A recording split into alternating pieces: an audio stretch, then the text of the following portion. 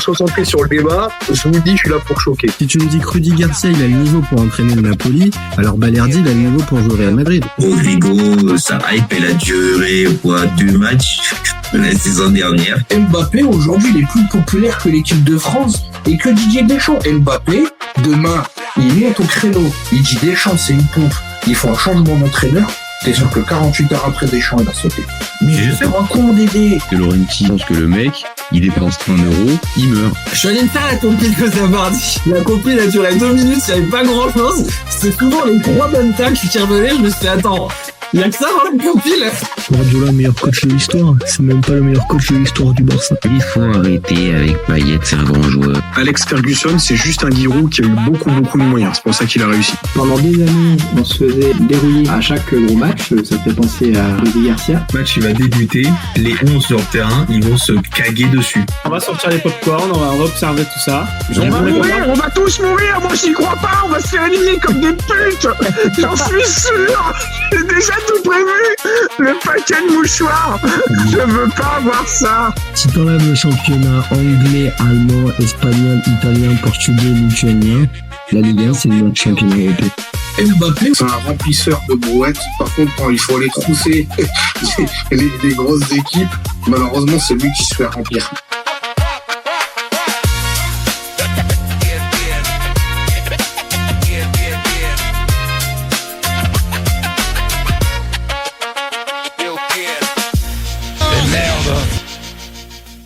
Salut à tous, super content de vous retrouver pour un nouveau débat du UFC Copain Mondial 2026. Bon, ce soir les copains, je suis un peu déçu. Un peu déçu en ce début de soirée. Franchement, j'avais des bonnes sensations pour les Ivoiriens. Je pensais qu'ils pouvaient nous faire... je pensais qu'ils pouvaient nous emballer le match et qu'ils pourraient nous ramener une qualification. Nous ramener, je ne suis pas ivoirien tout de suite, je te dis tout de suite. Mais je pensais qu'ils pouvaient faire mieux, quoi.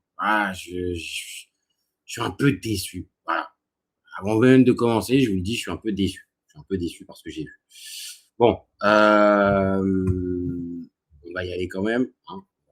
On va faire le débat comme il se doit, malgré une pointe de déception. Donc, comme d'habitude, les copains, vous y allez, hein, vous commentez, vous likez, vous partagez. Allez-y. Dites-moi si vous pensez que je suis plutôt dans le vrai ou si au contraire vous partagez pas mon analyse. Donnez vos tops, vos flops. Enfin, comme je dis d'habitude, on peut faire le débat ensemble. Je peux le faire solo, il n'y a pas de problème. Moi, ça me fait plaisir de le faire, mais c'est encore plus sympa si vous êtes avec moi à le faire. Et puis, si vous découvrez cette vidéo, cette chaîne, allez-y, abonnez-vous. On a besoin de ça. C'est ce qui nous donne de la force, c'est ce qui nous donne envie de continuer. Ça nous donne aussi un peu plus de visibilité. Donc, allez-y, les copains. Bon, maintenant que j'ai précisé ça, allant des Moussa, mettre la Côte d'Ivoire à terre. Ouais, j'ai pas trop aimé. Franchement, c'est décevant, les gars. C'est décevant. Alors après, je pense que la Côte d'Ivoire a pas du tout, mais vraiment pas du tout à rougir de cette défaite, de cette élimination. Mais par contre, il y a des regrets, quoi. Je pense qu'il y a des regrets, à avoir. Et ouais, on va être très clair, le potentiel 8e de finale contre le Brésil qu'il pouvait y avoir, ouais, j'avoue, je suis un peu déçu, les copains. Je suis un peu déçu que au final, on ait un Brésil-Norvège. Alors après, on se hypera dessus. C'est Haaland, c'est le Brésil qui est pas non plus... voilà, mais pour moi, il y avait vraiment moyen, ce soir, de faire quelque chose. Il y avait déjà l'histoire qui s'écrivait avec cette qualification pour le second tour. Mais là, il y avait une belle occasion. Et derrière, c'était Mexique, Équateur, Angleterre et RDC. Il y avait un monde où le dernier carré, il pouvait se faire. Maintenant, c'était une partie de tableau qui était compliquée aussi, on va pas se mentir, parce que avoir en premier tour la Norvège et la France, Ouais, Norvège et France, oui, je me trompe pas de mot. Norvège, France et Irak, bon, c'est un peu moins. Mais Norvège et France et non, qu'est-ce que je raconte? Je confonds avec le Sénégal, c'est bien ce que je raconte. Ouais, je savais bien qu'il y avait un problème. Donc non, pour la Côte d'Ivoire, avoir au premier tour l'Allemagne et l'Équateur, voilà, ça me parle plus. Avoir l'Allemagne et l'Équateur, plus Curaçao, et en 16e de finale, s'affronter la Norvège, et si ça passait, c'était potentiellement le Brésil. C'est vrai que la Côte d'Ivoire n'a pas été du tout, mais pas du tout, aidée par ce facteur-là. Maintenant, après, moi, j'ai pas envie de vous dire qu'il y a des complots et tout ça, parce que c'est le tirage au sort et poursuivre la Coupe du Monde depuis des années. Bon, bah oui, il y a des années où ça peut sourire au niveau du tirage, et puis d'autres pas. Mais il n'y a pas de. Voilà, c'est juste la Côte d'Ivoire est tombée dans un enchaînement qui était de haut niveau dès le départ, en fait. Et est-ce que ce paramètre-là a joué?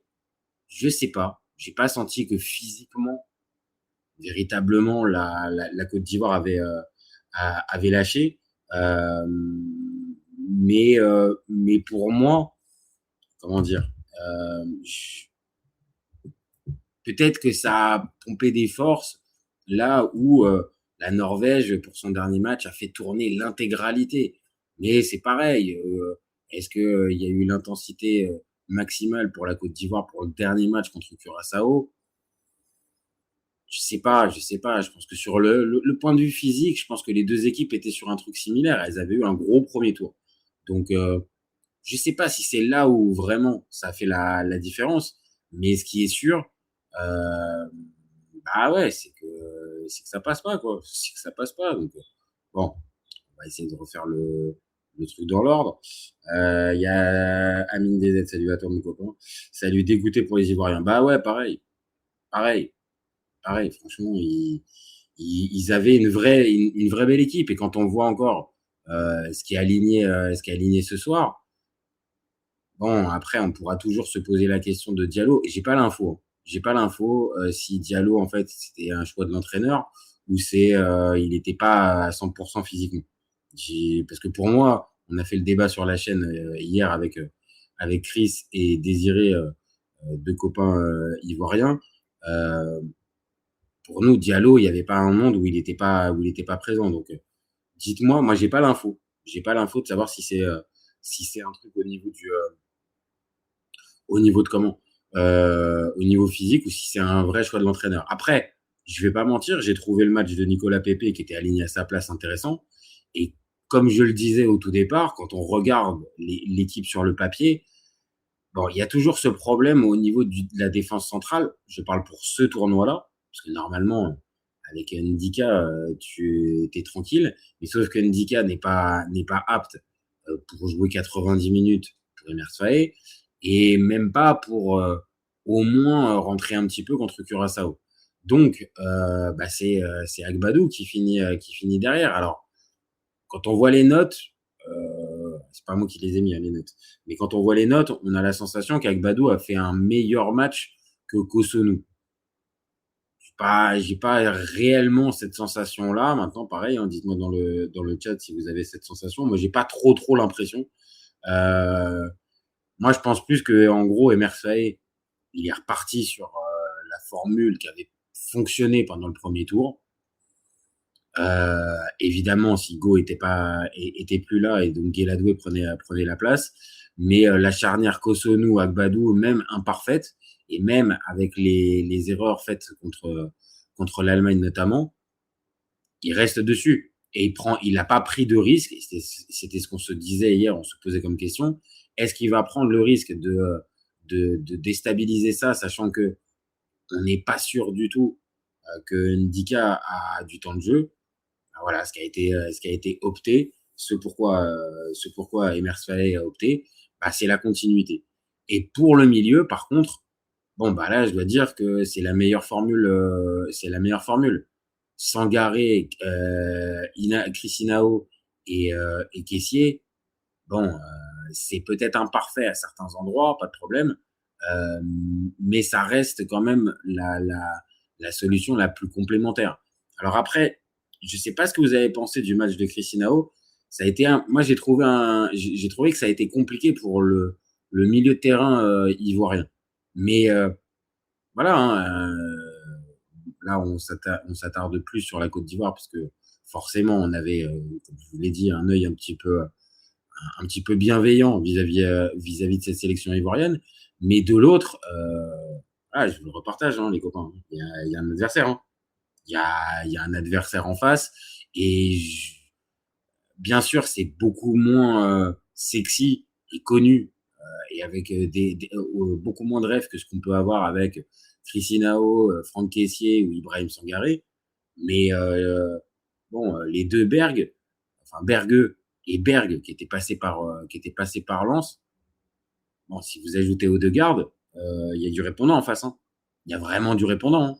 Donc cette équipe norvégienne, si on dit que le match de la Côte d'Ivoire et du milieu de terrain, il est peut-être un peu poussif, bah, c'est peut-être aussi parce qu'en face, tu avais un adversaire. Et le seul pour moi vraiment qui tient un petit peu son rang et tout ça, c'est Sangaré.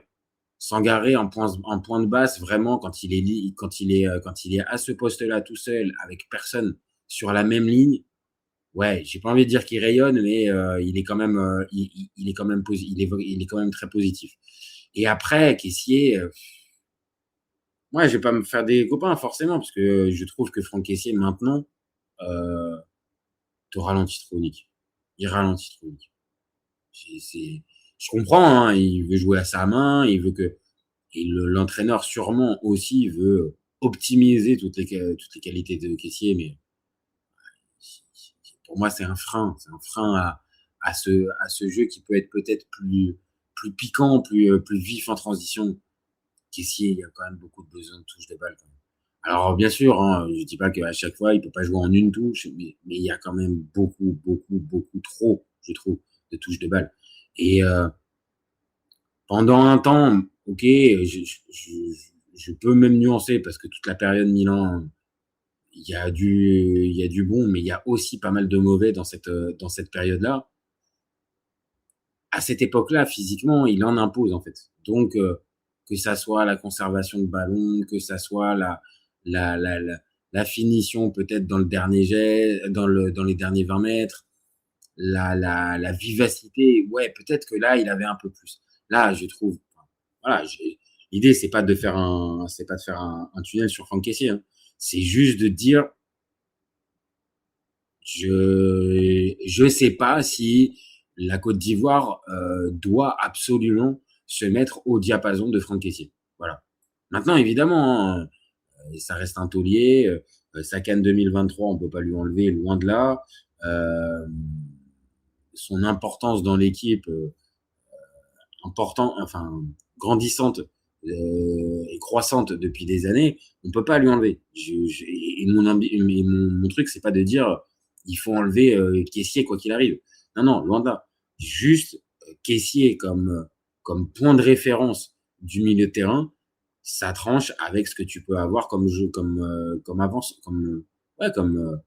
avant-centre, comme joueur offensif. Ça manque d'explosivité chez nous. Amine DZ qui nous dit j'ai trouvé Cossonu meilleur. Bah ouais, tu vois. Moi j'ai trouvé limite Cossonu. Voilà, maintenant toujours les sautes de concentration chez Cossonu. Est-ce qu'on peut considérer que le premier, c'est un vrai exploit personnel. Moussa, franchement, comment il va se le chercher celui-là, c'est costaud. Hein. Vraiment, il va le mettre dans l'endroit pile poil. Franchement, c'est difficile. À la limite, c'est Guiladoué qui est plus au marquage. Mais franchement, ça fait partie des trucs. C'est quasiment instoppable. Et pour le gardien, et pour le défenseur, parce qu'il a vraiment pas beaucoup de temps pour prendre la décision d'armer et tirer. Ouais, ça se fait quand même très très rapidement. Donc non, fort de la part de nous. Et il faut en parler 2 minutes. Hein. La Côte d'Ivoire, elle a pas juste choqué. Voilà, elle a pas choqué. Elle est tombée arme à la main.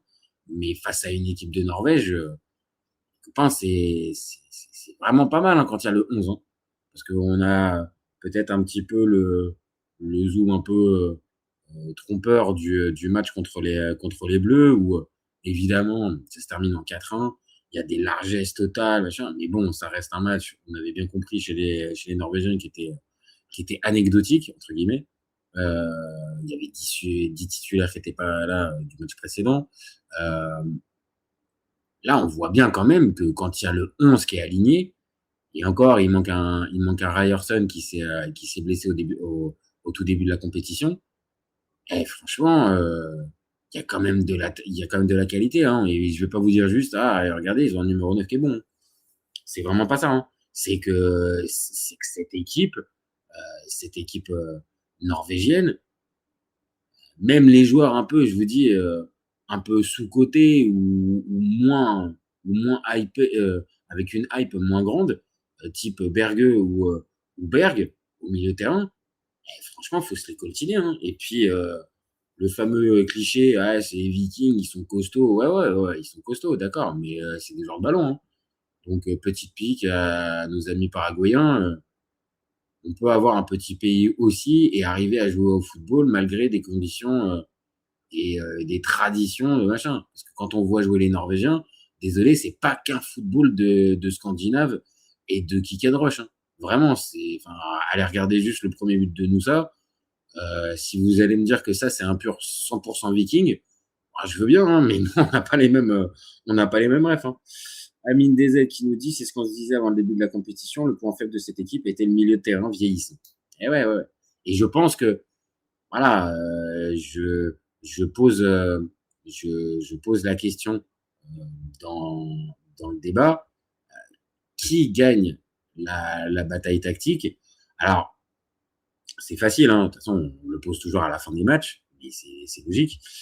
C'est facile toujours d'arriver derrière et de se dire, oui, la bataille tactique, elle a été gagnée par le vainqueur. On essaye toujours d'élever un tout petit peu le débat, les copains, et de pas juste s'arrêter sur le résultat brut. Il y a un résultat, mais il y a aussi un match qu'on voit, et il y a des caractéristiques. Donc là, dans ce match-là, Amine, tu laisses entrevoir un truc intéressant et que je voulais entamer avec. J'ai déjà commencé avec Kessié.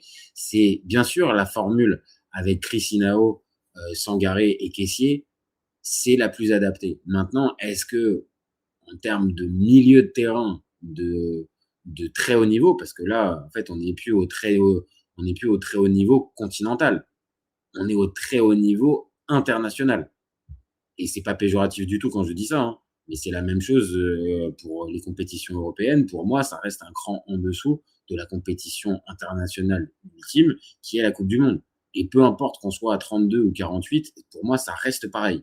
Par contre, la Côte d'Ivoire a peut-être pas le meilleur milieu de la compétition, ou avait pas le meilleur milieu de la compétition, d'accord.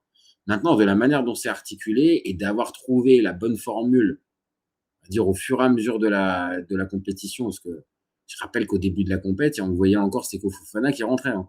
Donc, la fameuse bataille tactique, elle se gagne pas aussi que maintenant. C'est aussi comment tu as constitué ton groupe, comment tu as constitué ton équipe depuis le début de la compétition. Et là, peut-être qu'il y a des questions à poser à Emers Faé. Parce que sur la partie offensive, on va en parler, il y a des choses sur lesquelles, de toute façon, Emers, il n'a pas grand chose à faire, entre guillemets. Alors, mettre Diomandé, Amad Diallo et Ange Johan Boni, je vais pas vous dire que c'est à la portée de n'importe qui, mais voilà, c'est pas le choix de Guardiola qui met Fabregas en faux numéro 9. Voilà, c'est pas révolutionnaire. Maintenant, là où on l'attend plus, là où on attend un peu plus sa patte, je l'ai dit, c'est sur la charnière centrale, c'est aussi sur l'animation de ce milieu de terrain. Comment tu animes ce milieu de terrain, plus le choix de tes pistons. Après, attention, on est toujours soumis à la même chose, on est en sélection nationale, donc en sélection nationale, tu peux pas faire du tout les mêmes choses qu'en club, où tu peux choisir les joueurs ou tout ça. Tu es dépendant aussi de ton réservoir, des joueurs disponibles et tout ça. Et là, par exemple, pour la charnière centrale, je veux bien le dédouaner, même si, on l'a dit, Agbadou ne te présentait pas toutes les caractéristiques rassurantes. Diomandé paraissait beaucoup plus à l'aise dans ce duel, même avec Haaland. C'est Chris qui nous le disait hier en nous précisant que justement, Diomandé l'avait affronté avec le Sporting, Haaland, et ça s'était plutôt bien passé, il l'avait bien tenu. Haaland n'avait pas marqué. Là où Agbadou, avec Wolverhampton, alors ok, faut doser parce que Wolverhampton était complètement à la ramasse cette saison, mais n'empêche qu'à chaque fois, Haaland a marqué, et je crois qu'il avait marqué 4 buts sur le match aller-retour. Donc c'est pour montrer que peut-être dans les choix d'Emers Faé, désolé, mais il y a peut-être aussi des ratés. Donc je vais pas vous dire que c'est lui le responsable. Non. Là, par contre, là, je j'irai pas là-dessus. Et pourtant, je suis pas un ardent défenseur d'Emers Faé. Mais le dédouaner de toute responsabilité et de se dire c'est sur un but à la 85e de Erling Haaland que ça a basculé. Non, ça serait je pense trop facile de raisonner comme ça. Quand on voit sa réaction quand à l'heure de jeu l'équipe de Côte d'Ivoire est menée, on voit bien il tente des trucs. On n'est pas sur un coach attentiste, donc c'est là où il fait rentrer Amad Diallo et Eli Wahi à la place de Bony. Bony assez neutre. Alors, est-ce que c'est Bony assez neutre ou est-ce que c'est il a bien été pris par la défense centrale? Je pense que c'est un peu plus de ça. Hein. Pour moi, c'est plus là-dessus et que on n'a pas réussi véritablement à bien le trouver. Maintenant, voilà, c'est des matchs de très très haut niveau. On le précise à chaque fois depuis le début de cette Coupe du Monde, mais c'est du très très haut niveau. Donc là, l'à peu près n'est pas toléré en fait. Le niveau de concentration est tellement max chez tous les joueurs que tu peux pas te permettre d'être à moitié à l'aise, on va dire. Et après, on va dire coaching, mais c'est pareil, comme j'ai pas l'info de savoir s'il était blessé ou si c'était un choix tactique. Mais ce qui est vrai, c'est que l'entrée de Amad Diallo, je vais pas vous dire qu'elle change tout, elle transfigure complètement l'équipe de Côte d'Ivoire, parce qu'il faut pas abuser non plus, on n'est pas là-dedans. Mais par contre, il t'apporte une touche technique et une qualité dans les petits espaces que ne t'apportait pas à ce moment-là Nicolas Pepe. Nicolas Pepe, il est capable de passer son vis-à-vis, mais moins dans les petits espaces. Et c'est ce qui va se passer. Parce que un quart d'heure après, quand tu vois le but de Amad Diallo, pour moi, ça peut paraître, on va dire, un but pas anodin, mais pas un but extraordinaire, mais pour moi, ça l'est. De la manière dont il prend la balle, dont il passe son premier adversaire, pas en vitesse, parce que c'est pas réellement de la vitesse, c'est pas réellement de la puissance, c'est pas réellement ça. C'est plus de la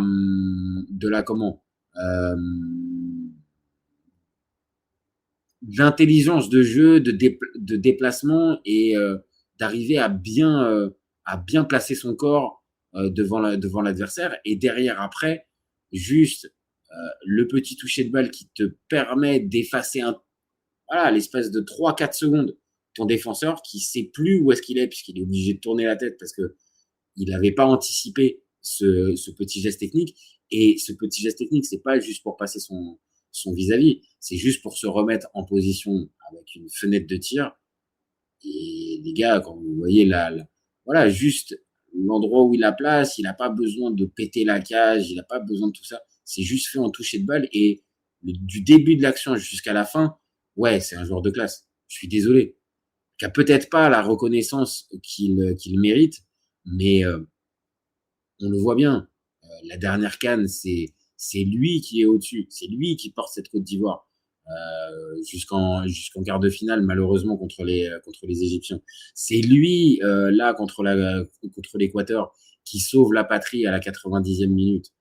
Là, ce soir, c'est pareil. C'est lui encore qui te redonne espoir. Parce que quand il y a égalisation, les gars, je vais être très honnête et très transparent avec vous. Moi, j'y ai cru. Moi, j'ai cru vraiment que la Côte d'Ivoire allait arracher le truc et que ces fameuses limites dont on nous avait parlé un peu pour les Norvégiens qui avaient fini avec des crampes contre les Sénégalais et qui semblaient émoussés physiquement, me suis dit là, dernier quart d'heure, il y a peut-être pas forcément plus de fraîcheur, mais plus de disponibilité chez les Ivoiriens, ça va passer. Et malheureusement, les copains, je sais même pas. Il faudrait revoir le but, mais ouais, pour moi, il y a vraiment de la déception parce que le but, il est évitable. Alors après, je vous le dis direct, par contre, il y a un sacré boulot du Norvégien Berg. C'est du très très haut niveau ce qu'il fait. C'est du très très très très très très haut niveau parce que la passe décisive qu'il va aller chercher, les copains, c'est fort. Voilà, j'étais en train de chercher les stats. Voilà, on peut pas. Quand je vous disais tout à l'heure que la Côte d'Ivoire n'a pas à rougir, c'est le cas en fait. Vraiment, elle n'a pas à rougir quand on voit le match, quand on voit la qualité on va dire la qualité des stats. Faut pas abuser non plus. Mais quand on voit la feuille de stats simple, on est obligé de constater que cette équipe de Côte d'Ivoire, elle a fait le boulot. Elle a fait le boulot, c'est juste qu'elle est tombée sur un Erling Haaland, en fait. Alors, c'est, pour ceux qui n'auraient pas vu le match, ou qui n'auraient pas vu le but, c'est pas un but extraordinaire, d'Erling Haaland. Vraiment, c'est clairement pas un but extraordinaire. On est sur un but, voilà, il se démarque extrêmement bien. Il bénéficie d'un travail énorme de Berg qui amène vers lui deux défenseurs et le gardien. Et en fait, il arrive à la placer un peu dans un trou de souris pour Haaland. Et en plus, Haaland, il a même pas une espèce de frappe. Franchement, je vous invite à voir le but. Il frappe même pas réellement en fait, Haaland. Mais ça suffit. Ça suffit pour remporter, en tout cas marquer ce deuxième but. Et quand vous regardez le momentum, voilà, ok, ils finissent un peu mieux. Je peux pas dire. Ils finissent un peu mieux les Norvégiens. Et ce fameux second souffle, ils l'ont eu. Mais en toute fin de match, il y a un coup franc qui est un peu loin, qui est à une trentaine de mètres. Pas plein axe, mais bon, quand même assez axial, mine 2. Coup franc de notre ami, là, à ce moment-là, il y a Kessié et comment il s'appelle, et Ahmad qui sont sur le ballon. Et on voit pas qui va aller le tirer.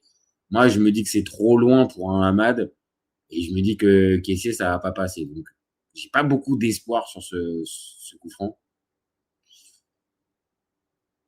Je vous cache pas que si je suis supporter ivoirien, j'ai mal quand je revois ce coup franc.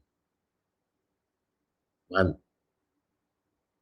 Parce que le coup franc que Amad Diallo, il envoie, on disait hier avec Chris et Désiré que Nyland, le gardien norvégien, il n'était pas dingue.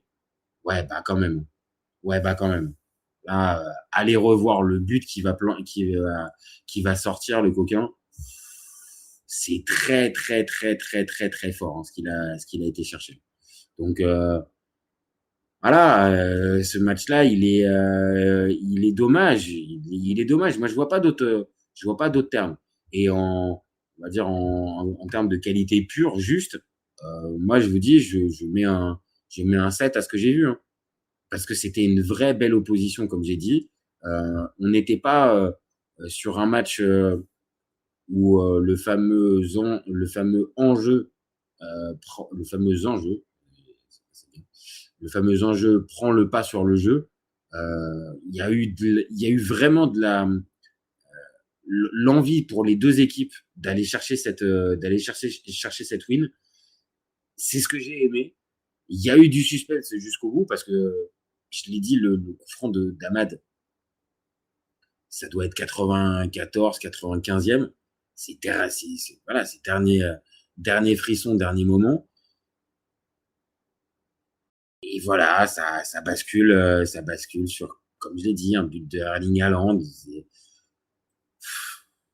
Il y a des regrets, hein. Il y a des regrets, vraiment, hein. Quand je re-regarde ce tableau final, franchement, les copains, il y a des regrets à avoir. Il y a vraiment des regrets à avoir. Mais bon, peut-être que là, la Côte d'Ivoire a payé pour apprendre, en fait. A payé pour apprendre, que ça fait partie de l'apprentissage, peut-être, que de jouer ce type de match-là à couteau tiré. Maintenant, il faut être clair, hein. Comment il s'appelle? Notre ami Emers Faé, pendant un temps, pas de problème, on n'a rien pu lui dire parce qu'il avait les résultats. Maintenant, ça fait quand même 2 éliminations face à 2 équipes qui sont pas sur le papier supérieures. Sur le papier, l'Égypte de 2025 en quart de finale de la CAN, c'est pas supérieur à la Côte d'Ivoire, et la Norvège de 2026, c'est pas sur le papier supérieur à l'équipe de Côte d'Ivoire. Donc pour moi, la fameuse question de Emers Faé, est-ce qu'il a surperformé ou est-ce qu'il a sous-performé? Je vous dis, pour moi, il y a vraiment des questions à se poser là-dessus. Il y a vraiment des questions à se poser. Donc, on va y revenir dans les prochains jours, parce que là, il y a d'autres, on va dire, d'autres actualités qui vont malheureusement pas concerner la Côte d'Ivoire dans un avenir très très proche, mais on va revenir forcément sur ce qui s'est passé aujourd'hui dans les prochains jours, à tête reposée avec les copains. Je pense Désiré et Chris, pour faire un peu l'état des lieux quelques jours après de cette élimination. Mais ce qui prédomine, moi je vous le dis, c'est beaucoup de déception. Franchement, je suis déçu pour les Ivoiriens. Je pensais que ça allait enfin être ce fameux déclic qui était passé avec la qualification en poule, la victoire contre l'Équateur, la victoire après contre Curaçao, le bon match contre l'Allemagne. Je l'ai pensé lancer, en fait. Donc, je vais pas vous dire que j'en veux à Emers Faé, parce que pour moi, c'est pas lui le responsable. Mais dans cette situation, je suis quand même bien obligé de constater que notre ami Emers, il a aussi sa part de responsabilité. Donc voilà. Amine DZ qui nous dit le but de Hamad est magnifique, belle qualité technique. Ah, on est d'accord, hein. Ah, franchement, c'est très très grand talent. Très très grand talent. Je l'ai cru, je les voyais au fond sur le coup franc. Ah ouais, mais c'est pareil. Quand tu vois la frappe où il va tenter de la mettre, et la main de Nyland qui va la chercher, mais vraiment, qui va te la décoller de la lucarne, parce que c'est là où elle termine. Ah, franchement, c'est décevant. C'est décevant. Tu valides le 7, Amine? Eh ben, écoute, c'est bien. On parle le même langage. Ça me fait plaisir, mon copain, que je te vois de plus en plus, hein. Je te répète, hein, Amine, hein, tu peux venir quand tu veux, hein. Un petit mail, et tu passes en débat, hein. Voilà, donc, des regrets, de la déception, un match qui aurait pu, je l'ai dit, basculer sur un momentum de match. Maintenant, de l'autre, n'oublions pas, ne nous trompons pas, ce qu'a proposé la Norvège en face, c'était pas malin. Donc, la Norvège, la Côte d'Ivoire a pas à rougir, mais c'est décevant. Voilà, c'est ce qui va rester et c'est ce qui va prédominer, les copains. Bon, je vais m'arrêter là parce que très vite, il va y avoir le match des Bleus qui va débuter. Là, les Bleus, ils sont en train de terminer ils sont en train de finir l'échauffement, ça va rentrer au vestiaire là, et ça va aller se préparer pour le match. Et puis, nous aussi, on va se préparer pour le match. Donc voilà, on va rester sur cette déception, mais voilà, pourra au moins quand même se dire que la Côte d'Ivoire est sortie arme à la main. Arme à la main. Pourquoi pas faire l'avant-match contre la Suisse? Mais t'inquiète pas, c'est prévu, mon copain. C'est prévu. Je suis juste en train d'essayer de voir si on peut essayer d'avoir un Suisse avec nous. Enfin, pas un supporter suisse, mais un Suisse qui viendrait faire le match. Mais si tu veux venir faire l'avant-match pour la Suisse, pour le match contre la Suisse, avec plaisir, hein. Avec plaisir, mon copain. Je te dis, envoie un mail, copain avec un S, fc@gmail.com. Et juste, tu me donnes, tu m'envoies ce mail-là et on se contacte derrière. Donc, on peut voir et convenir l'horaire ensemble. Ça peut être possible. Sinon, je te dis, dans les tuyaux, il y a un avant-match, bien évidemment, une preview Suisse-Algérie qui est prévue dans les prochains jours. Donc, tiens-moi au courant. Voilà, donc merci à tous les copains. Merci à tous d'avoir suivi ce live, malgré cette déception et cette élimination. J'espère que ça ira, les copains. Voilà, gardez quand même le moral et regardez quand même cette fin de Coupe du Monde parce qu'elle reste quand même intéressante et passionnante. Il y a quand même des beaux matchs. Même là, ce soir, bon, ça paraît quand même tout joué d'avance, mais on ne sait jamais. Ne lâchez pas la Coupe du Monde, amis ivoiriens. Et puis bon, on continuera de parler de votre sélection dans les prochains jours, pas dans les prochaines semaines, dans les prochains jours. Donc voilà. Donc merci à tous d'avoir suivi. Merci à Amine DZ d'avoir encore une fois bien animé le chat avec ses réflexions pertinentes. Merci à tous d'avoir suivi. Le live va être dispo en replay dans quelques minutes sur la chaîne. Va être dispo aussi en podcast sur toutes les plateformes. Deezer, Spotify, Apple Podcast. Commentez, likez, partagez, abonnez-vous. Je le répète à chaque fois, mais on a besoin de ça pour faire durer la chaîne. Et puis gardez en tête, c'est la fin. KFC Copains, on est ouvert toute l'année, mais encore plus pendant le Mondial 2026. Ciao, ciao les copains. Ciao, ciao.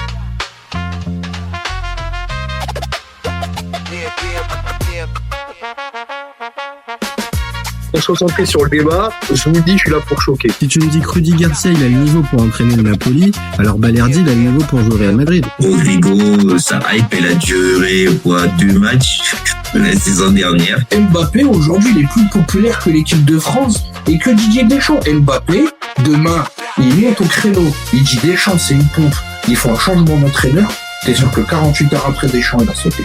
Mais je sais un con Dédé. De Laurenti pense que le mec, il dépense 1 euro, il meurt. Je suis allé me faire la compile de Zabardi. La compile a duré 2 minutes, il n'y avait pas grand chose. C'est souvent les 3 bonnes tacles qui revenaient. Je me suis dit, attends, il y a que ça dans la compile. Guardiola, meilleur coach de l'histoire. C'est même pas le meilleur coach de l'histoire du Barça. Il faut arrêter avec Payet, c'est un grand joueur. Alex Ferguson, c'est juste un Giroud qui a eu beaucoup de moyens. C'est pour ça qu'il a réussi. Pendant des années, on se faisait dérouiller à chaque gros match. Ça fait penser à Rudy Garcia. Le match il va débuter, les 11 sur le terrain, ils vont se caguer dessus. On va sortir les popcorn, on va observer tout ça. On va tous mourir, moi j'y crois pas, on va se faire éliminer comme des putes. J'en suis sûr. J'ai déjà tout prévu. Le paquet de mouchoirs. Je veux pas voir ça. Si t'enlèves le championnat anglais, allemand, espagnol, italien, portugais, lituanien, la Ligue 1 c'est notre championnat européen. Mbappé, c'est un remplisseur de brouettes. Par contre, quand il faut aller trousser les grosses équipes, malheureusement, c'est lui qui se fait remplir.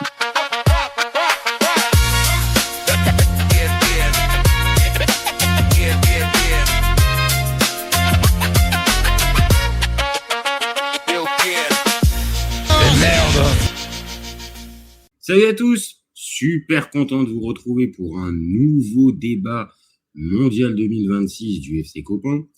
Alors, en pleine nuit, on va quand même faire le débrief de l'équipe de France, même si je pense que vous en avez déjà entendu parler depuis déjà une bonne heure. ça tourne de partout, vous avez dû regarder le match, donc forcément, vous avez peut-être envie de refaire un petit peu le débrief de ce que vous avez vu. On va le faire. Je vous cache pas que c'est pas le débat qui nous ambiance le plus parce que c'était un des 16e de finale les plus déséquilibrés sur le papier. Et c'est ce qui s'est passé. Maintenant, on va pas bouder notre plaisir. Un petit match de l'équipe de France où ça passe un tour en Coupe du Monde. C'est toujours un plaisir. Donc, on va débriefer ce France-Suède. Mais voilà, autant être clair, autant en début de soirée, il y avait un peu plus de passion et d'engouement sur ce fameux Côte d'Ivoire-Norvège qui était sacrément indécis. Autant là, le France-Suède, les copains, je vous apprends rien à vous dire que le match était un peu joué d'avance. Mais bon, fallait le jouer. Et les Bleus, ils l'ont remporté sans aucun souci. Comme d'habitude, les copains, on y va, vous commentez, vous likez, n'hésitez pas, donnez vos tops, vos flops, ce que vous avez aimé, ce que vous n'avez pas aimé, le coaching de Dédé, qu'est-ce qu'on va pouvoir dire, les performances individuelles, bien sûr, mais Mbappé avec Olysée, avec aussi Dembélé, Barcola, mais je vous cache pas, il y avait tellement pas beaucoup d'opposition que, ouais. Donc, allez-y, vous pouvez y aller. Si vous commentez pas, je ferai quand même le débrief, je vous rassure. Et puis, si vous découvrez cette chaîne et vous découvrez cette vidéo, allez-y, abonnez-vous. N'hésitez pas, on a besoin de ça pour grandir et pour prendre encore plus de visibilité et surtout avoir encore plus de force à continuer ces débats en pleine nuit. Et après la Coupe du Monde, ça changera pas. On continuera à faire plein de débats pendant la journée, pendant la nuit. Enfin, voilà. Donc, France-Suède. Mbappé, Olise porte les Bleus en 8e sans trembler. Est-ce que vraiment vous avez tremblé pendant ce match? Supporter des Bleus. Vraiment, vous avez tremblé à un moment? Allez, peut-être quoi, les 5-10 premières avec, ils étaient pas mal, comment dire, ils étaient un peu chauds, les Suédois, ils mettaient un peu d'intensité, mais vraiment, vous avez cru réellement à quelque chose? Vraiment pas. Je reprends, je sais plus qui l'a dit l'autre jour sur le chat de la chaîne, mais il y a un côté, je partage ça. La France de 2026, il y a un côté Avengers, vraiment, entre la ligne offensive, milieu, défense, gardien. Non, franchement, je vois pas une équipe, là, en tout cas, dans ce début de mondial 2026, on commence à arriver gentiment au milieu de cette compétition. Il n'y a pas d'équipe qui fait aussi bonne impression et qui donne la sensation de peut-être pas être au max. C'est ça qui est un peu impressionnant avec cette équipe de France, c'est qu'on a l'impression qu'en fait, ils sont pas tant au max que ça, et que, bien sûr, je suis pas en train de dire qu'ils sont en train de jouer les mains dans les poches. C'est pas du tout ce que je suis en train de dire. Mais quand on voit on va dire la qualité des matchs, la prestation, je partage juste les stats, les copains, mais vraiment, à quel moment ils y ont cru, les Suédois? Alors oui, bien sûr, il y a un truc, c'est que il a mis du temps à arriver ce but. Il a mis du temps. Mais regardez dans l'ensemble, 3,17 XG face à 0,66, 61% de possession à 39, 6 grosses occasions à 0, 25 tirs à 8, 9 corners à 1. Bon, voilà. Je le dis à chaque fois, ce ne sont que des stats. Faut mesurer, faut pas non plus tomber dans justement, regarder aussi l'adversaire qu'il peut y avoir et ce qui peut aussi avoir amené à ça. Maintenant, les copains, je vous le dis, les Suédois, ils n'ont pas existé, en fait. En tout cas, moi, devant mon écran, j'y ai pas cru. J'y ai pas cru un seul instant. Et même si Mbappé marque à la 45e, ouais, c'est ça ce que j'étais en train de chercher. Même si Mbappé marque à la 45e, vraiment, comme je vous dis, pour l'instant, personne ne répond sur le chat, mais dites-moi si vraiment il y a quelqu'un qui a douté même avant le but de Mbappé. Vraiment. Pour moi, c'était écrit d'avance. Et alors, à partir du moment où il y a eu l'ouverture du score, les copains, pour moi, c'était une évidence que cette équipe de France, elle allait s'imposer tranquillou, quoi. Et c'est ce qui s'est passé. On peut regarder les compos pour voir que Dédé, il continue dans sa logique. Donc, sa logique, elle est simple. C'est 1-4-2-3-1 avec sa défense à 4. Alors là, c'est Lucas Digne qui prend la place d'Hernandez. Peut-être que là, ça y est, on a tranché du côté de Dédé pour le poste d'arrière gauche. Charnière centrale, à partir du moment où Saliba, il peut être en capacité de jouer, on a bien compris que Saliba, il allait être dedans, avec Upamecano sans souci. Koundé, bon, on en reparlera après, mais je pense que c'est pareil. Koundé, il faut falloir se le dire, il sera titulaire jusqu'à la fin de la compétition, à la fin du parcours des Bleus. Au milieu, on en avait parlé tout à l'heure dans l'après-midi avec les copains Johan et Aurel.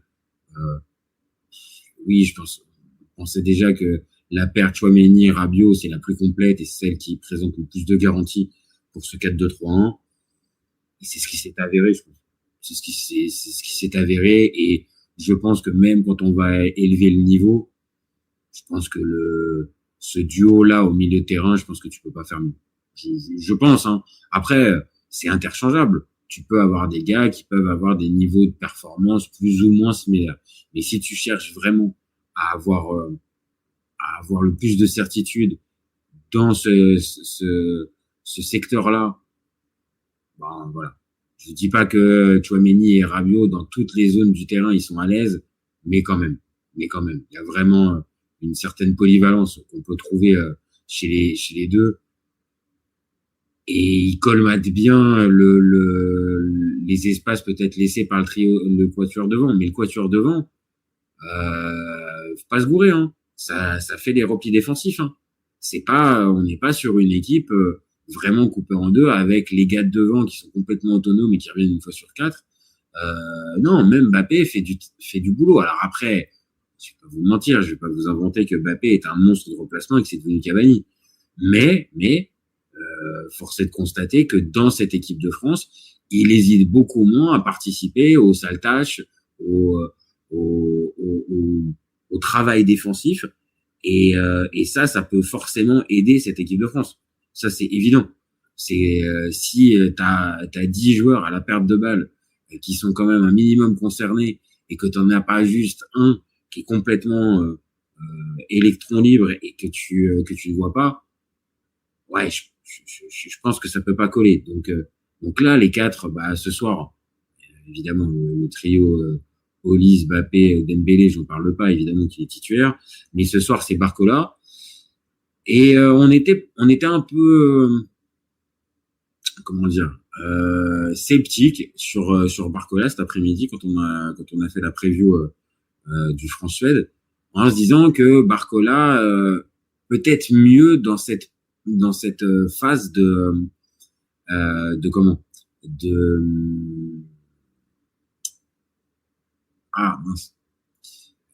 remplaçant, en fait, de joker, voilà, de joker, parce que son explosivité sert beaucoup plus à un moment du match où les défenseurs adverses commencent à être un peu fatigués, et lui, sa vitesse à ce moment-là peut non seulement te casser des lignes, mais faire très très mal aux défenseurs adverses.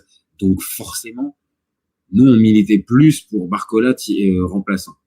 Et là, ce soir, oui, alors il y a encore ce déchet à certains moments dans le dernier geste. Il en loupe quelques-unes. Maintenant, il va en mettre une, et cette faculté de percussion qu'il peut avoir à la 70e quand il rentre, il l'a aussi à la première quand il est sur le terrain. Maintenant, à choisir, oui, je pense que Doué à la place me semble plus adapté pour un niveau de compétitivité élevé, et faire rentrer Barcola au fur et à mesure de la rencontre me paraît plus judicieux. Maintenant, voilà, pour l'instant ce soir ça a fonctionné, mais on va être obligé de le dire, les copains.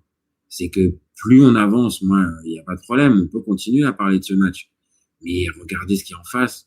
Faut regarder ce qu'il y a en face. Et ce qu'il y a en face, même moi qui ai essayé de me hyper un peu en mode, allez, peut-être que les Suédois, quand même, ils ont réussi à tenir tête au Japon. Voilà. Ils ont réussi à tenir tête au Japon pendant un match qui était pas très simple non plus. Allez, c'est peut-être un soir pour écrire l'histoire pour eux. Hormis les 5 premières, t'as compris direct que les Suédois, t'allais rien espérer d'eux, en fait. C'est pas une équipe en plus horrible, hein, mais ça manque cruellement de talent, en fait. Ça manque cruellement de talent. Alors peut-être que l'équipe de France en face, c'est tellement fort que tu peux pas, que n'importe quelle équipe, t'as l'impression qu'elle est faible en face. Mais la réalité, c'est que dans cette équipe, on l'avait même dit, pareil dans la preview cet après-midi, cette équipe de Suède, hormis Elanga qui peut être un peu, je dis bien, un joueur déstabilisant et qui peut amener quelque chose de différent. Bon, soyons très clairs, hein, soyons vraiment très très clairs, les copains. Elanga, il peut pas faire non plus des miracles. Et puis c'est pas Ronaldinho Prime. Hein. Donc pour moi, je suis très mesuré sur la victoire de l'équipe de France. Bien sûr, fallait faire le boulot, bien sûr. Et ça, je le redis, c'est pas sous-estimé. Arriver à faire ce type de match-là de manière aussi sérieuse, je repartage les stats, mais quand on regarde de plus près, vraiment, les copains, il n'y a pas eu match, hein. Vraiment, il n'y a pas eu match, hein. Et les 0,66 de XG de la part des Suédois, c'est plus parce que les Français ont le petit saut de concentration qu'on dit assez souvent. Mais même, au final, ça donne même pas un but. Ça donne même pas un but, parce qu'il va falloir en parler quand même 2 minutes. Mais depuis le début de cette Coupe du Monde, les copains, dites-moi si je me trompe, hein, mais on a un Mike Maignan qui est véritablement pour moi au niveau. Hein. Alors pour le voir extrêmement souvent du côté de l'AC Milan, il sort pas de sa meilleure demi-saison. Autant le début de saison avait été extrêmement convaincant avec des matchs vraiment XXL, des pénaux arrêtés et tout ça. La deuxième partie de saison était quand même un peu plus moyenne. Mais peut-être qu'en fait, je sais pas qu'il en gardait sous le pied, mais peut-être que il se préservait. On rappelle, hein, c'est sa première Coupe du Monde avec Maignan. On a tendance à l'oublier, mais 2022, c'est encore Loris. Hein. Donc je pense que ça devait avoir une importance particulière pour lui.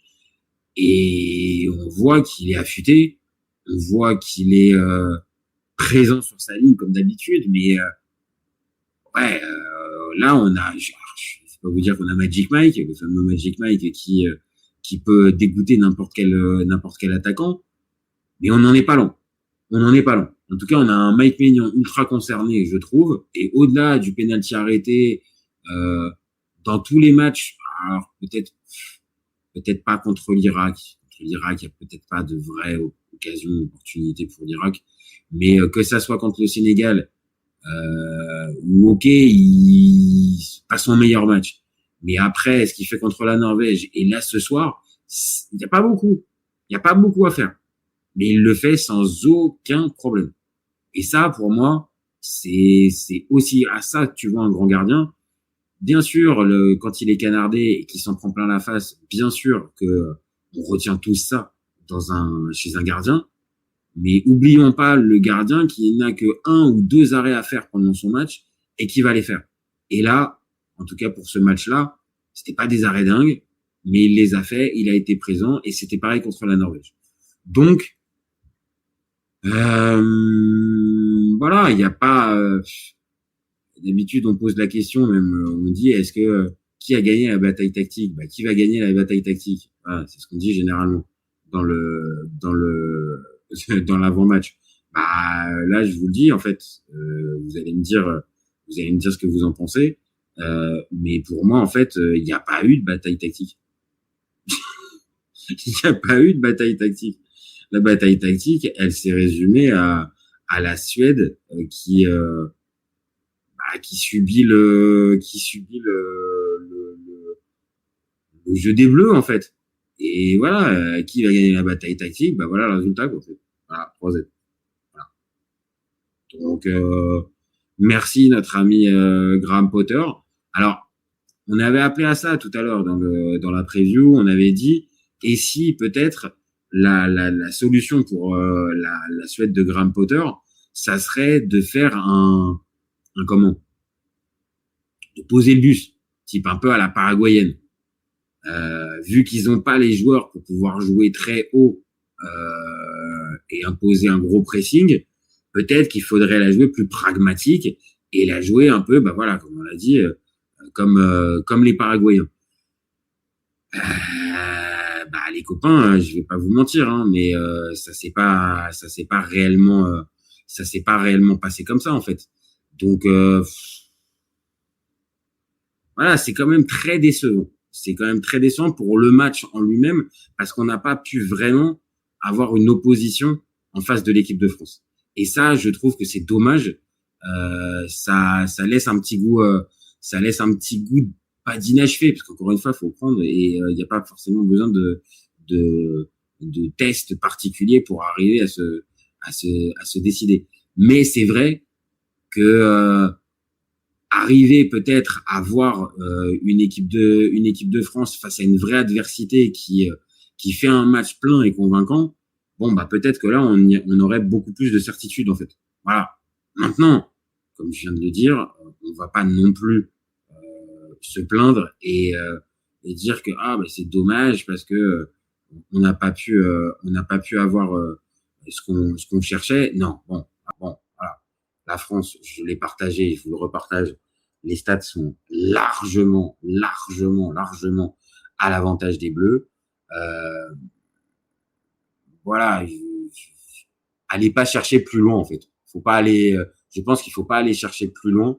Juste se dire que cette équipe de France, pour l'instant, tous les adversaires qu'on lui met, ça passe.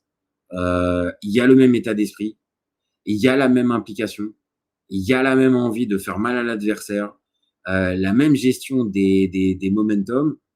Et voilà, les 16e commencent à avancer.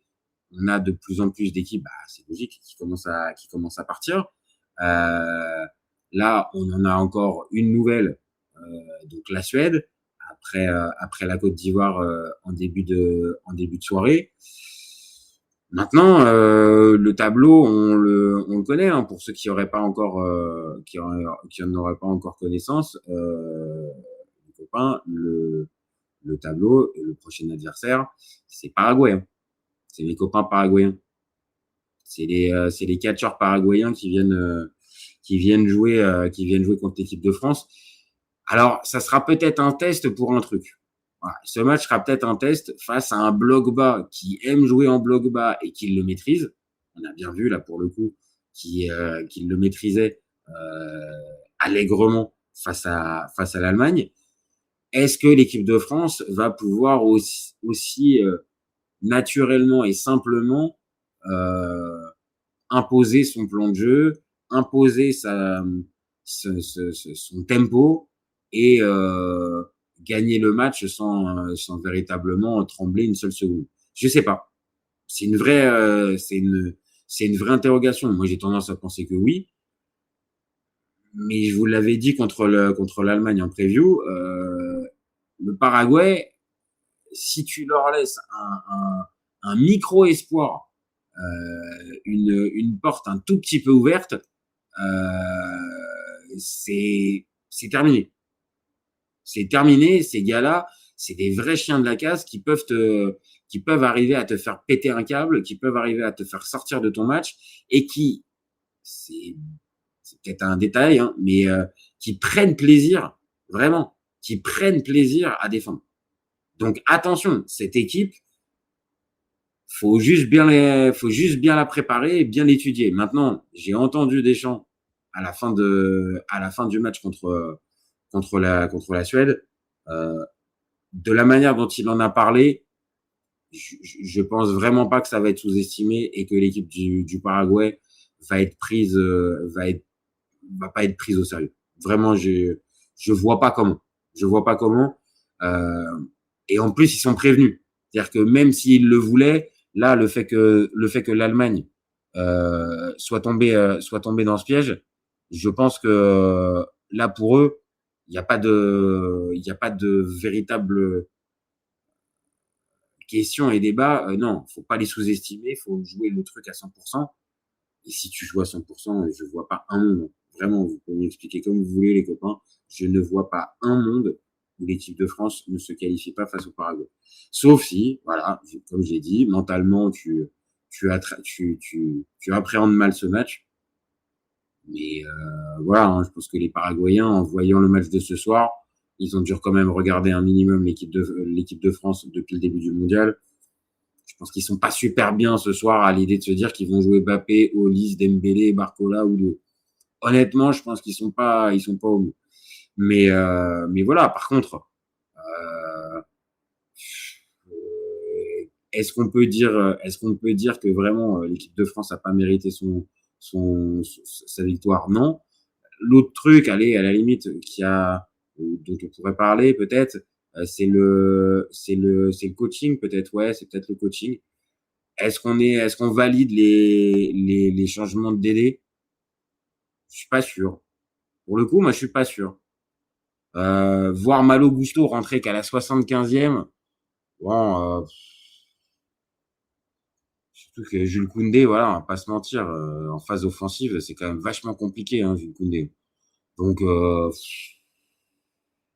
t'es dans un match que tu t'es véritablement simplifié, bon, Malo Gusto, tu peux le faire rentrer un peu plus tôt, et puis je la place toujours, mais Warren Zaïre-Emery, il peut jouer aussi. Mais bon, je pense que dans l'esprit de Deschamps, il le voit plus au milieu. Dembélé qui sort à un quart d'heure de la fin, bon, ça c'est plutôt logique. Théo Hernandez qui rentre. On en pense quoi de la rentrée de Théo Hernandez? Dans un instant, je vais boire un coup.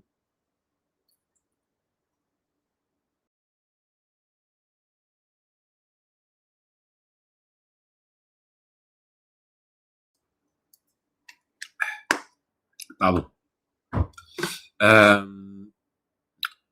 Théo Hernandez, alors peut-être c'est pour reposer un peu Digne, pour pas lui donner 90 minutes directement et continuer de concerner Théo.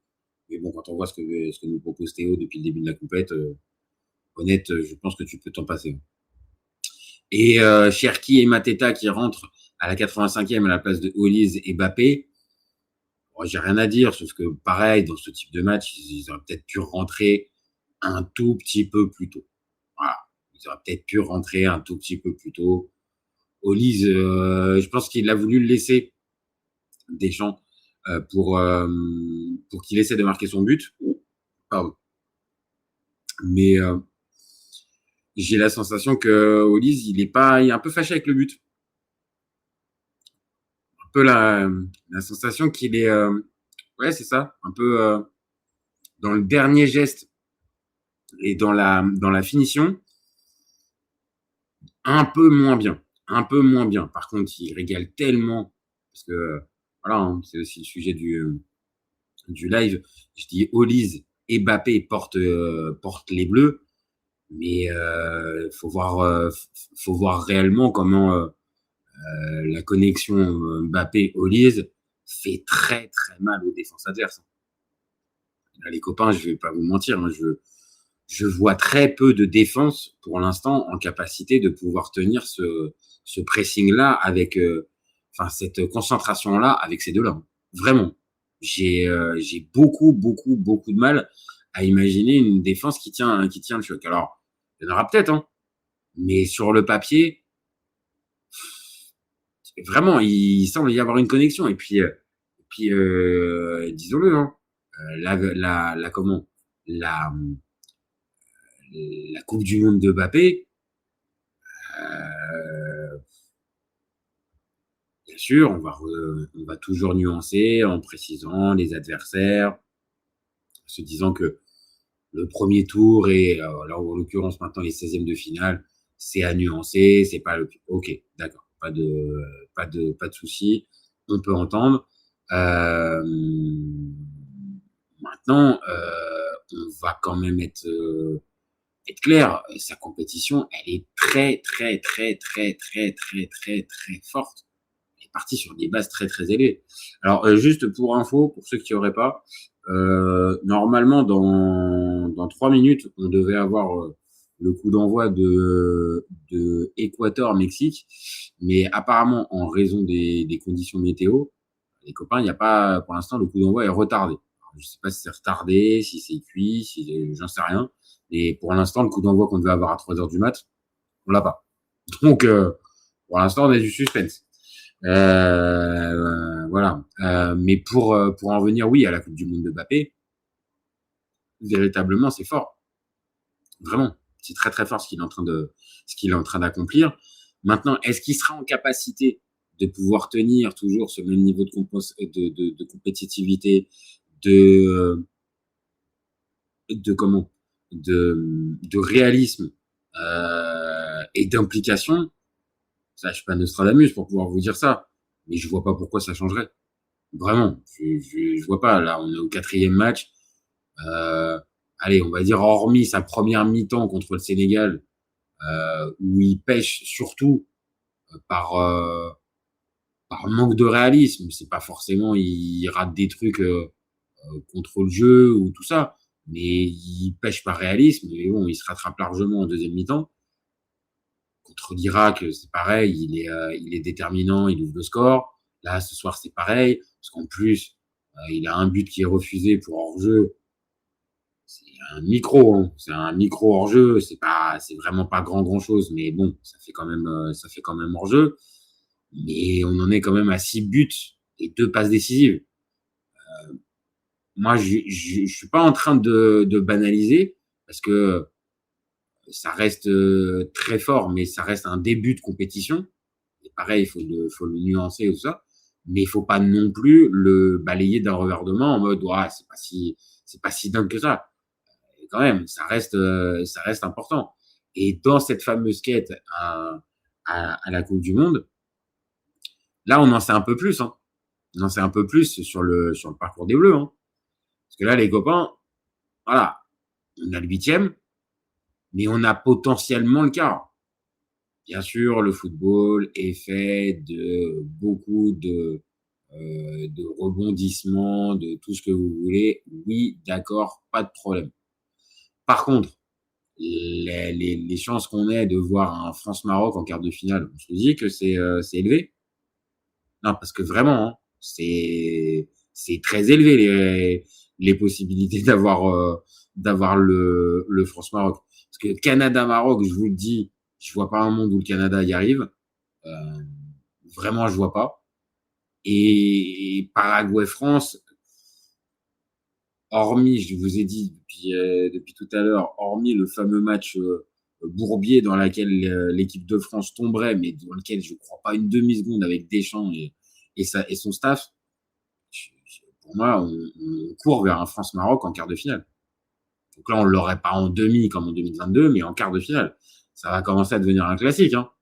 Bon, on aura le temps d'en reparler, hein, les copains. Mais là, je vous le dis, il y a quand même la possibilité pour que cette équipe de France et cette équipe du Maroc se retrouvent 4 ans après en phase finale, enfin en match à élimination directe de Coupe du Monde.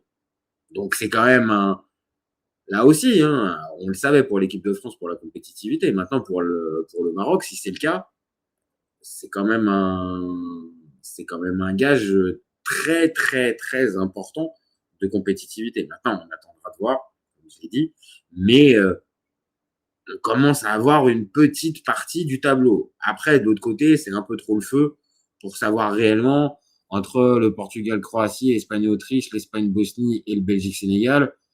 Bon, ça va être difficile d'arriver à trouver vraiment, ne serait-ce que le quart de finale qui sera en face du potentiel France-Maroc. Mais, je tiens quand même juste à vous préciser que on avance tout droit vers un France-Maroc, ce qui serait, je pense encore une belle affiche.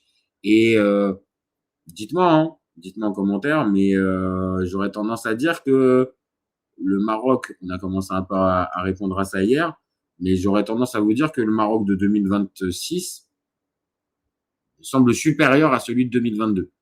Bien sûr, il y avait peut-être des individualités type Ziyech, type Bouffal, mais la maîtrise collective, le coaching, je suis désolé, Walid Regragui, désolé mon copain, mais franchement, je suis en train de devenir fan de Mohamed Wahabi.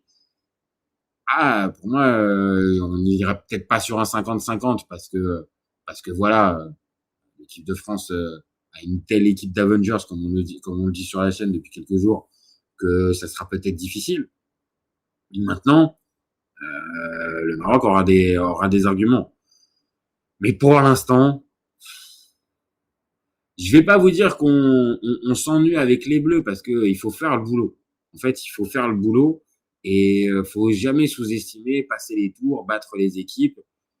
Le Paraguay nous l'a montré hier avec l'Allemagne. C'est pas parce que t'es favori, c'est pas parce que forcément derrière la victoire tu l'as, elle est pour toi et tout ça.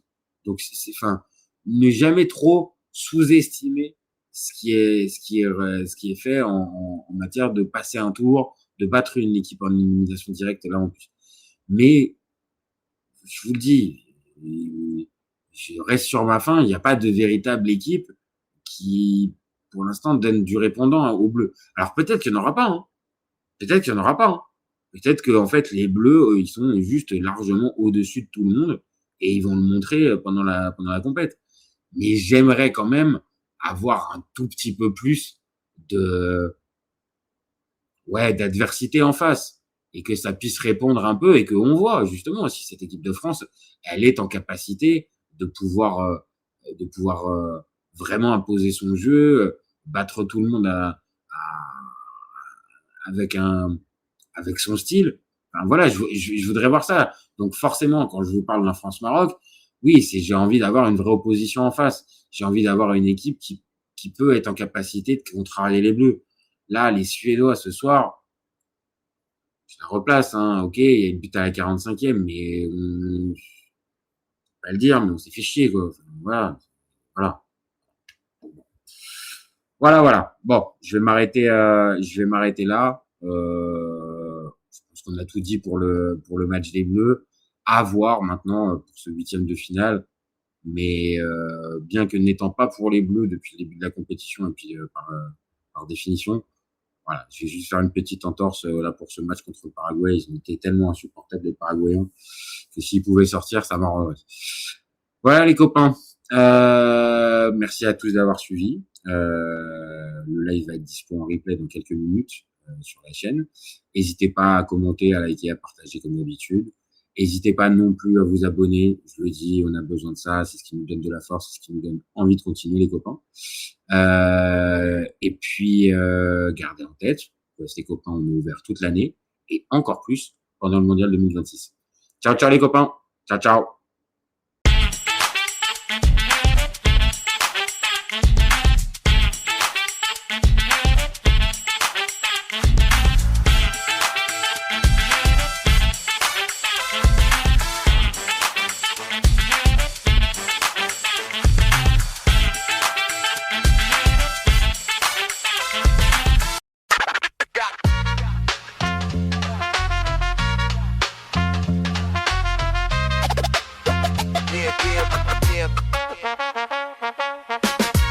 Concentré sur le débat, je vous dis, je suis là pour choquer. Si tu me dis que Rudy Garcia il a le niveau pour entraîner le Napoli, alors Balerdi il a le niveau pour jouer au Real Madrid. Rodrigo, sa hype elle a duré du match la saison dernière. Mbappé aujourd'hui il est plus populaire que l'équipe de France et que Didier Deschamps. Mbappé, demain, il monte au créneau, il dit Deschamps c'est une pompe, il faut un changement d'entraîneur. T'es sûr que 48 heures après Deschamps il va sauter. Mais je sais un con Dédé. Que Laurenti pense que le mec, il dépense 1 euro, il meurt. Je suis allé me faire la compile de Zabardi. La compile a duré 2 minutes, il n'y avait pas grand chose. C'est souvent les 3 bonnes tacles qui revenaient, je me suis dit attends, il y a que ça dans la compile. Guardiola, meilleur coach de l'histoire. C'est même pas le meilleur coach de l'histoire du Barça. Il faut arrêter avec Payet, c'est un grand joueur. Alex Ferguson, c'est juste un Giroud qui a eu beaucoup de moyens. C'est pour ça qu'il a réussi. Pendant des années, on se faisait dérouiller à chaque gros match. Ça fait penser à Rudy Garcia. Le match il va débuter, les 11 sur le terrain, ils vont se caguer dessus. On va sortir les popcorn, on va observer tout ça. On va tous mourir, moi j'y crois pas, on va se faire éliminer comme des putes. J'en suis sûr. J'ai déjà tout prévu. Le paquet de mouchoirs. Je veux pas voir ça. Si t'enlèves le championnat anglais, allemand, espagnol, italien, portugais, lituanien, la Ligue 1, c'est le meilleur championnat européen. Mbappé, c'est un remplisseur de brouettes. Par contre, quand il faut aller trousser les grosses équipes, malheureusement, c'est lui qui se fait remplir.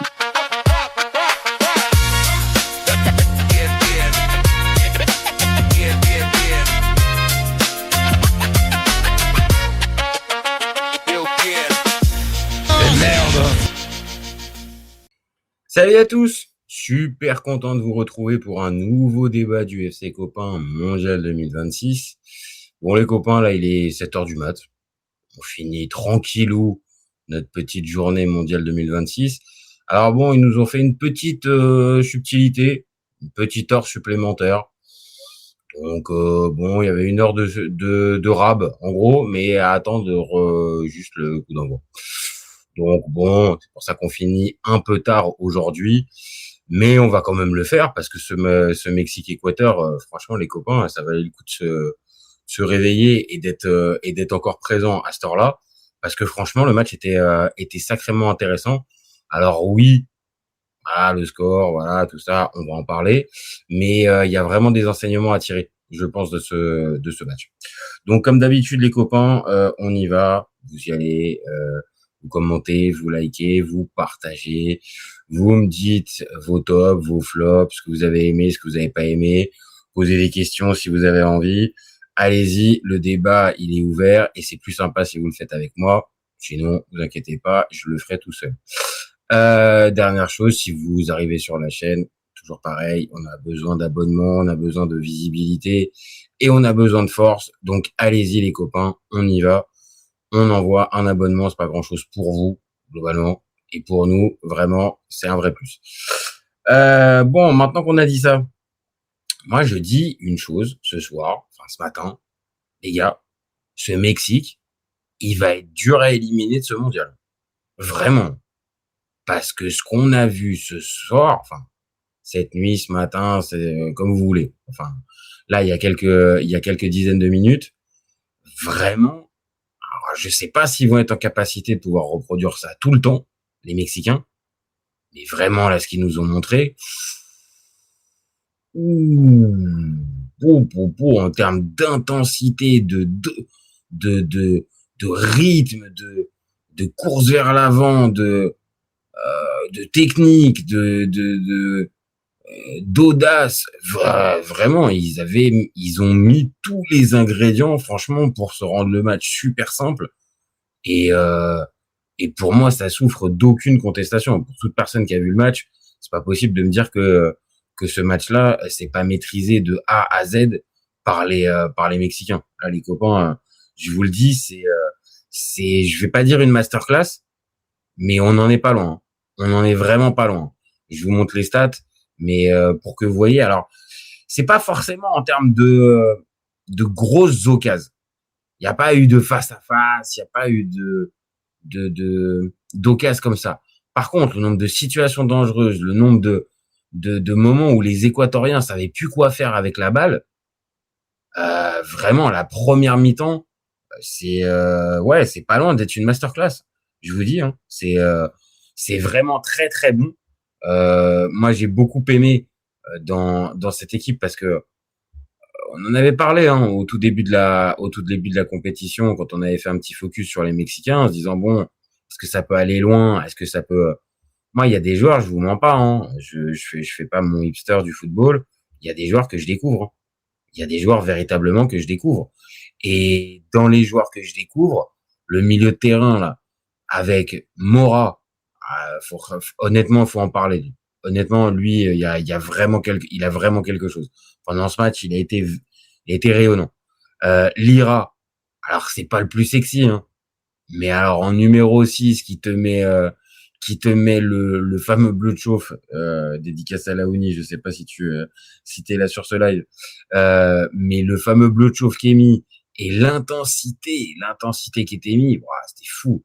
Et Romo, alors peut-être un cran en dessous, et encore, je trouve qu'ils l'ont un peu mal noté dans.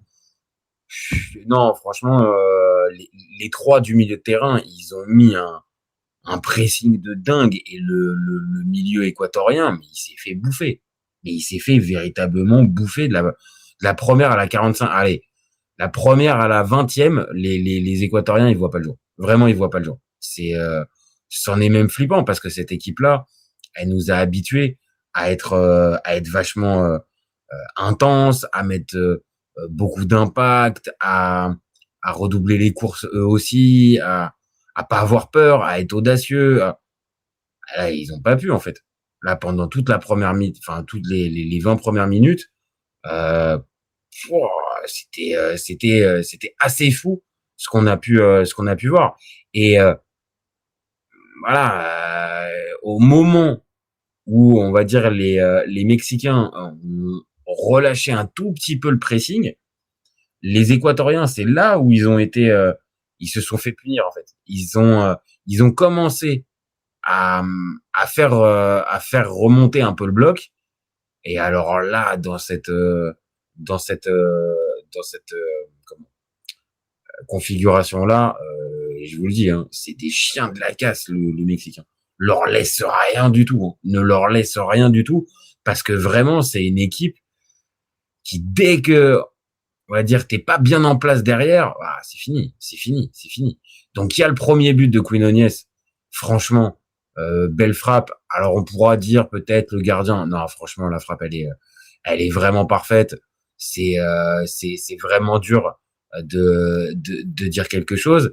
Et puis après les copains, c'est qu'il y en a eu un, mais il y en a eu un deuxième en fait qui est arrivé. Alors pas direct après, mais je sais pas, une dizaine de minutes, ouais voilà. Je vous montre le score, qui est arrivé une dizaine de minutes après.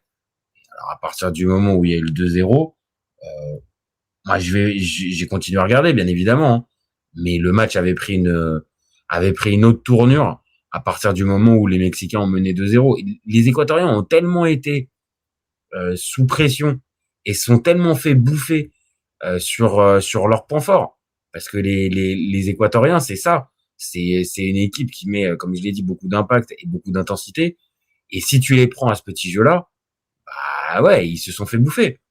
Et en plus, il y a même pas l'excuse de il manquait des gars. Voilà, je vous partage la compo. Sur la compo, on voit bien, hein. Il y a les fameux trois monstres derrière avec Hincapié, Pacho et Ordonez. Bon bah les trois monstres Ordonez là, ce match, on va pas se mentir, hein.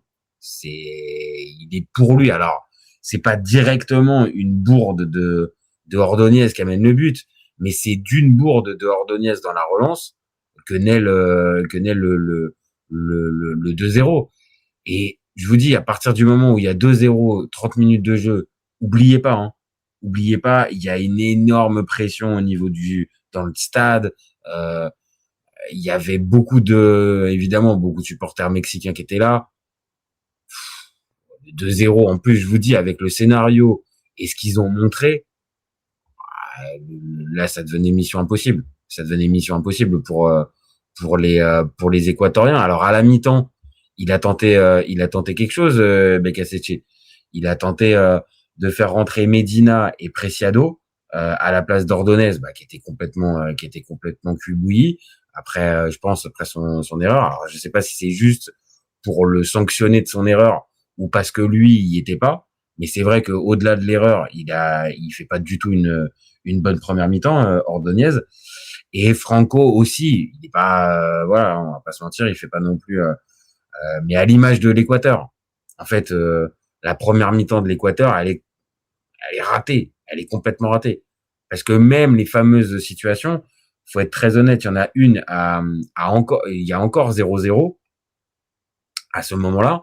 Je crois que c'est Yeboah ou Valencia, mais je crois que c'est Yeboah qui se retrouve dans la surface en passant son adversaire et ça frappe est dévié par le gardien et ça finit sur le poteau.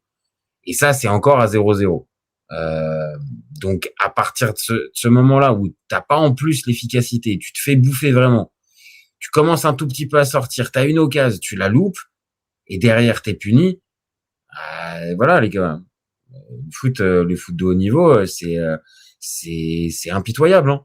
Donc là, à ce moment-là, ils se sont fait bouffer, je vous dis, sur leur point fort. Et je pense que c'est pour ça aussi que BKC était pendant une bonne partie de la première mi-temps, je sais pas, on avait l'impression qu'il était amorphe. Je vous dis pas que je suis un expert, mais depuis les 3 matchs, on voit, c'est un gars super énergique, qui essaie de transmettre quelque chose. Si on devait faire un parallèle, il me fait un peu penser, pas physiquement, mais dans l'attitude, à un Unai Emery, c'est-à-dire un coach qui essaie de transmettre son énergie.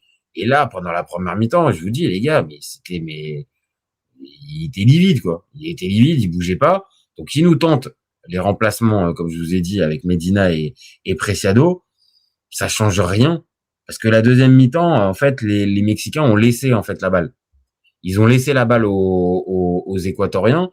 Mais comme ils étaient en situation, on va dire, de maîtrise, ils mènent 2-0, ils sont à domicile, ils ont mis comme j'ai dit, un énorme bouillon à l'équipe adverse pendant la première mi-temps. Bon, bah, la deuxième, ok, hein, ils peuvent laisser un peu plus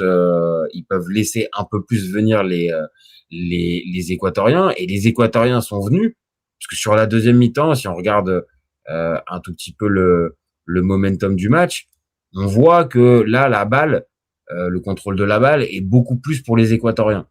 Mais je vais pas vous mentir, les copains, ils arrivaient pas réellement à se montrer vraiment dangereux, les Équatoriens. C'était brouillon. Et ça, d'ailleurs, il va falloir en parler quand on fera le bilan total de leur mondial. Ah ouais, l'Équateur, ça a manqué vraiment de qualité dans la zone adverse, en fait. Il y a trop d'imprécisions, trop de gâchis, c'est pas assez clinique. Donc on l'aime beaucoup, Ener Valencia, hein. Et on l'aime beaucoup. Malheureusement pour lui, il a pas pu se rentrer un peu plus dans l'histoire en marquant dans je sais pas combien de Coupes du Monde et tout ça. Mais la réalité, c'est que Ener Valencia, il est aussi rattrapé par le poids des années, hein. Il a 36 berges, et là, il les a fait un peu. Et Gonzalo Plata, qui était à ses côtés, bon, moi, j'avais vu des choses intéressantes. Il avait été particulièrement bon et buteur même contre l'Allemagne. Là, ce soir, non, c'est compliqué. Le seul qui arrive un peu à surnager, c'est Caicedo. Et Yeboah, c'est les deux seuls, et je suis assez d'accord avec les notes, c'est les deux seuls qui, pour moi, surnagent un peu. Yeboah, il y a vraiment quelque chose chez ce garçon. Vraiment, profil un peu atypique. Il n'est pas hyper costaud. C'est pas un gars, comment dire, très, ultra costaud. Mais voilà, moi je me suis rappelé qu'évidemment ce joueur-là, bah, on le connaît un petit peu en Italie parce que il est à Venezia, qui est en Série B. Bon, c'est un joueur qui n'a pas réussi véritablement en Europe pour l'instant, mais sur ce qu'on a pu voir là, bah, je vous le dis les copains, je vous dis pas dans les top clubs et tout ça, mais la fameuse phase qu'on entend très souvent pendant les mondiaux, pendant les Coupes du Monde en France, les gars, en Ligue 1, il a rien à envier à plein de joueurs moyens qui peuvent naviguer de club en club avec je sais pas quel agent qui arrive à faire fructifier.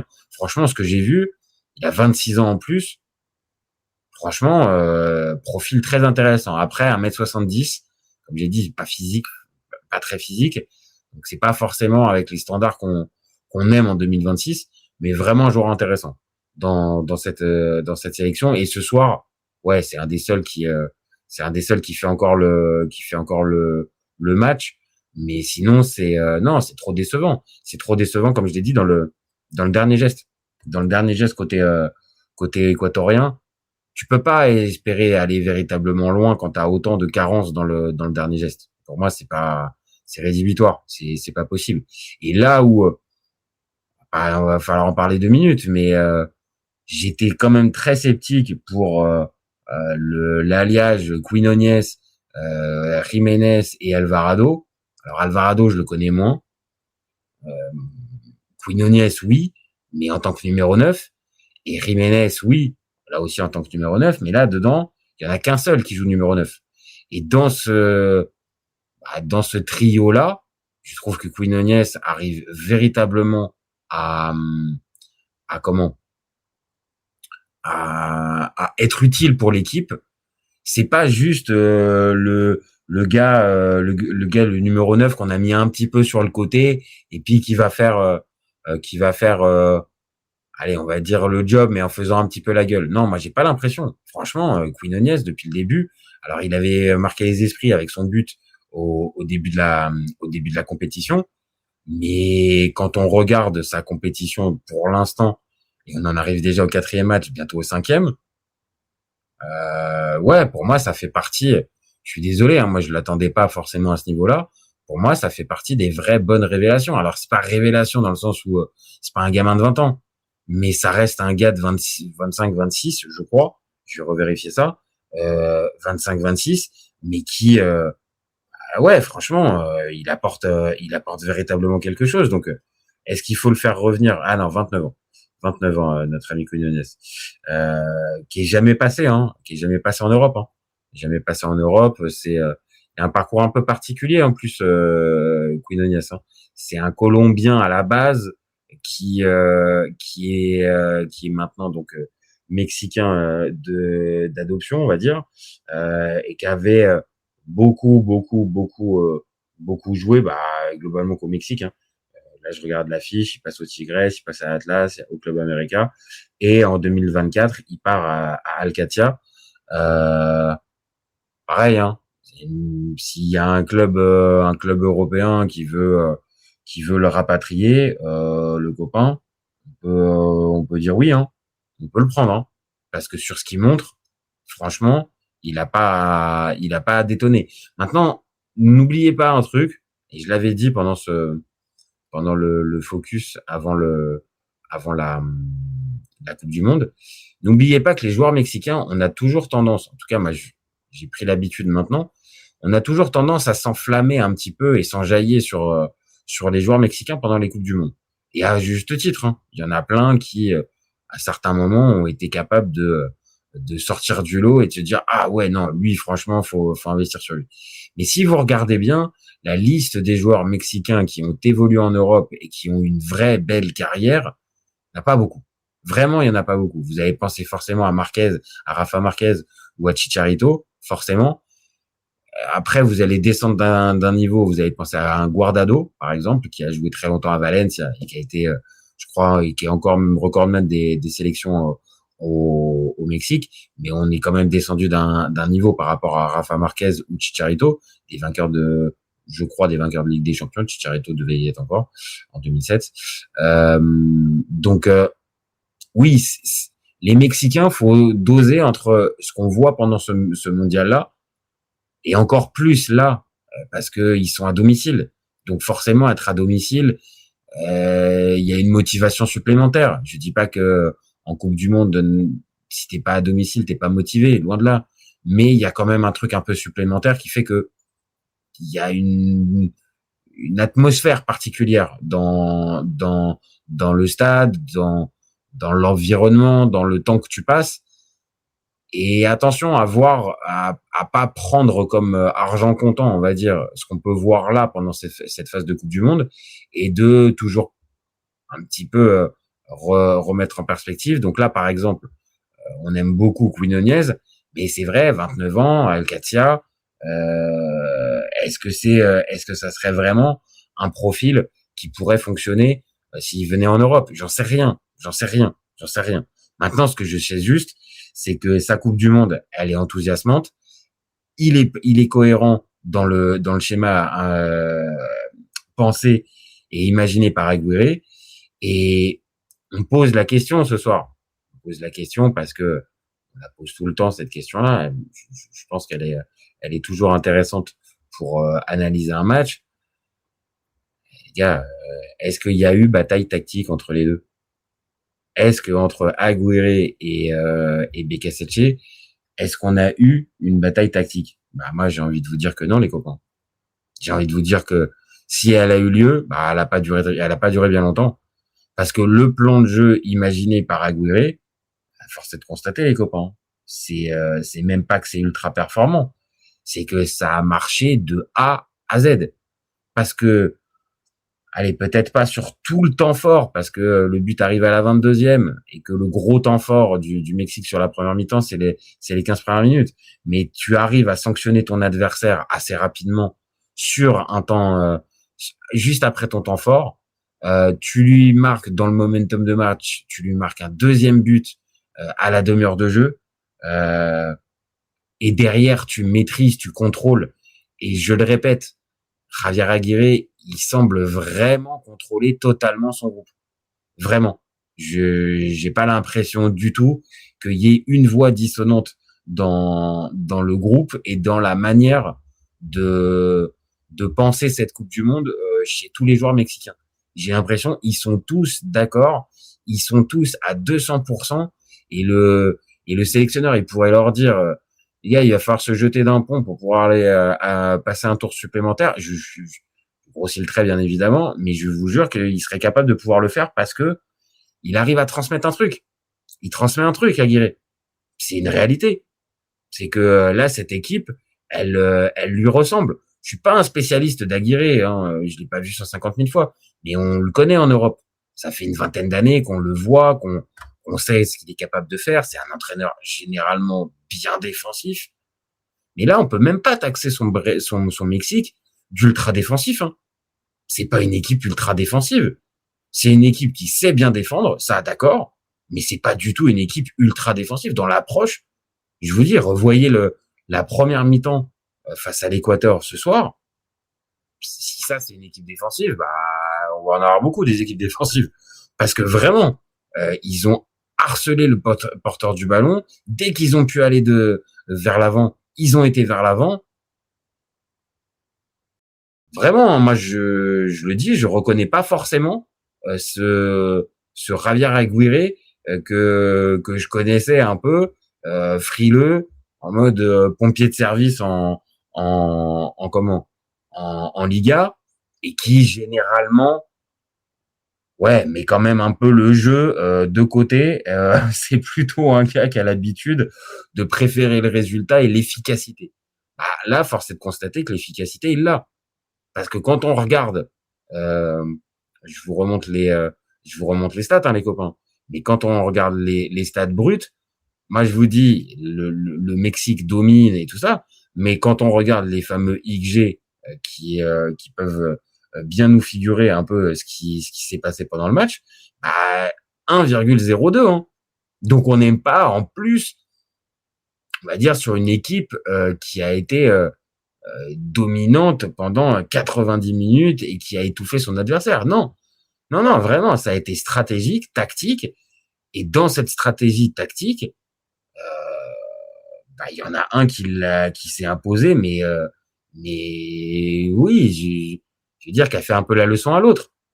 Et je pense qu'entre les deux, il y a une vingtaine d'années. Hein. Donc voilà, c'est peut-être aussi ça qui a fait l'expérience, qui a fait la différence. Maintenant, ce qui est sûr, c'est que la fameuse question, est-ce qu'il y a vraiment eu bataille tactique?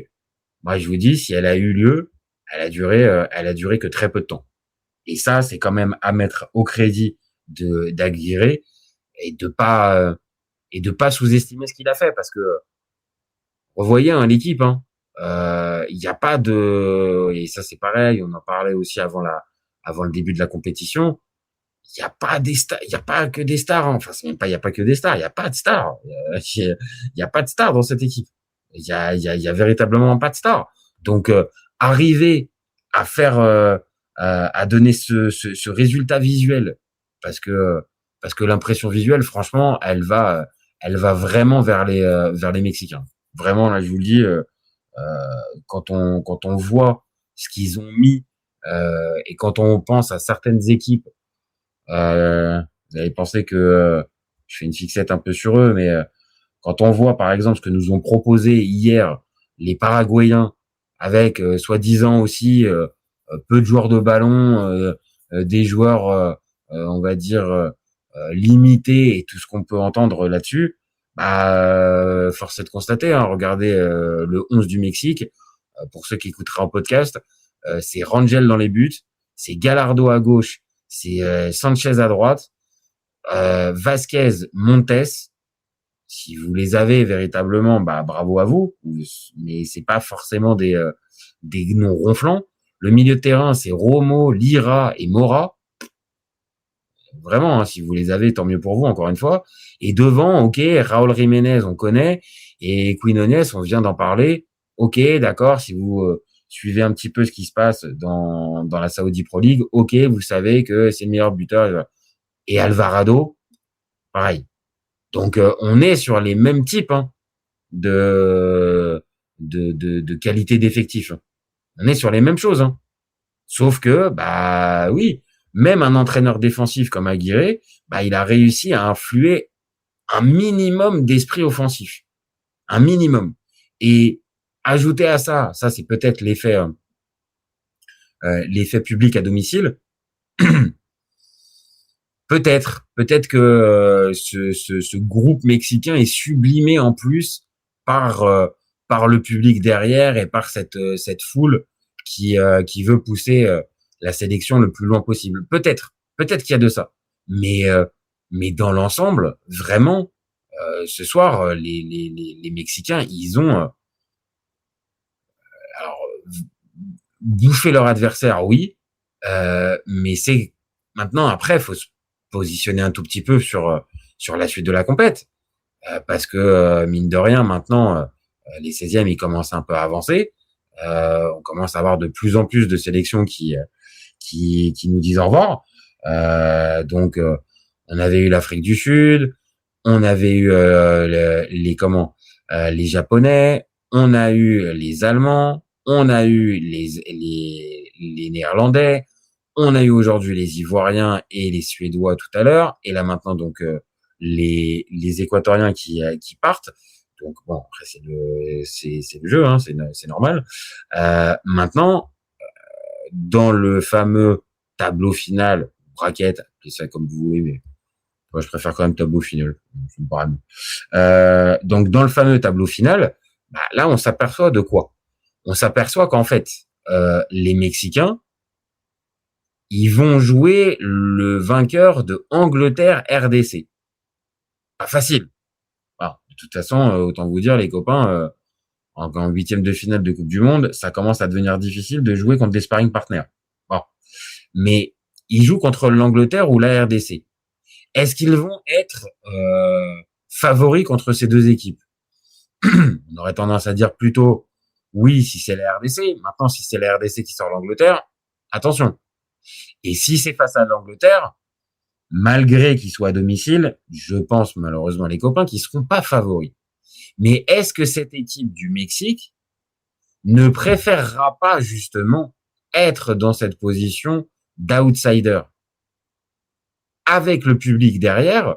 Moi, je pose la question, je vous le dis, on fera le débat tout à l'heure dans l'après-midi pour la preview du Angleterre RDC. Mais si c'est l'Angleterre qui vient à passer, ce qui est normalement le cas, voilà.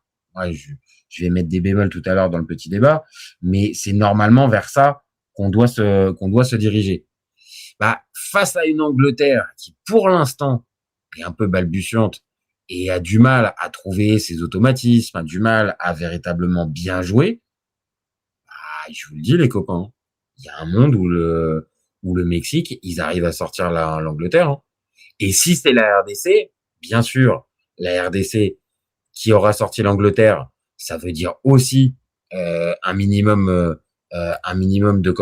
de qualité. Mais par contre, là, la configuration s'inverserait. Mais est-ce que le Mexique, s'il vient affronter la RDC, ils vont être véritablement en souffrance ou en délicatesse?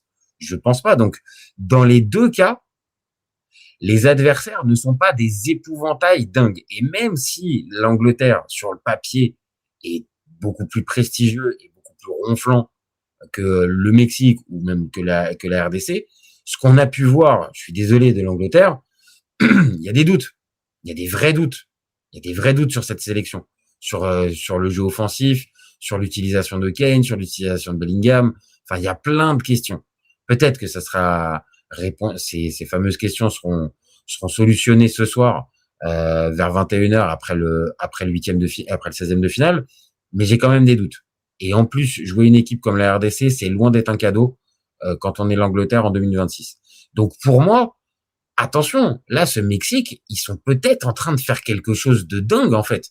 Ils sont peut-être en train de se créer un parcours. Pourquoi? Bah, pour passer ce fameux plafond de verre. Parce que les gars, si vous suivez le foot depuis un moment, et même pas depuis un moment, est-ce que vous avez le souvenir d'un Mexique qui se qualifie pour les quarts de finale d'une Coupe du Monde? Allez, je suis tranquille, vous pouvez chercher pendant un moment. Parce que je vous le dis, vous n'allez pas trouver. Cette équipe, elle a justement ce véritable problème et ce véritable handicap. Elle n'arrive jamais à passer le cap des huitièmes de finale, pardon. Donc, est-ce que là, enfin, cette équipe, elle va être en capacité de pouvoir passer le cut et parce qu'elle sera à domicile, enfin arriver dans les 8 meilleures nations mondiales. Ça, c'est la vraie interrogation.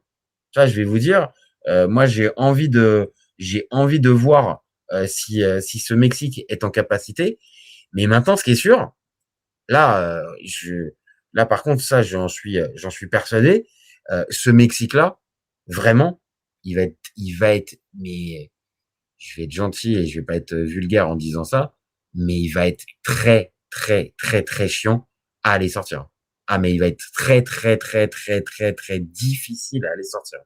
Parce que vraiment, s'ils remettent l'intensité qu'on a vue ce soir et qu'on voit depuis tout à l'heure, qu'on voit depuis le début de la compétition, hein, s'ils mettent cette même intensité-là et qu'ils sont capables de la reproduire match après match,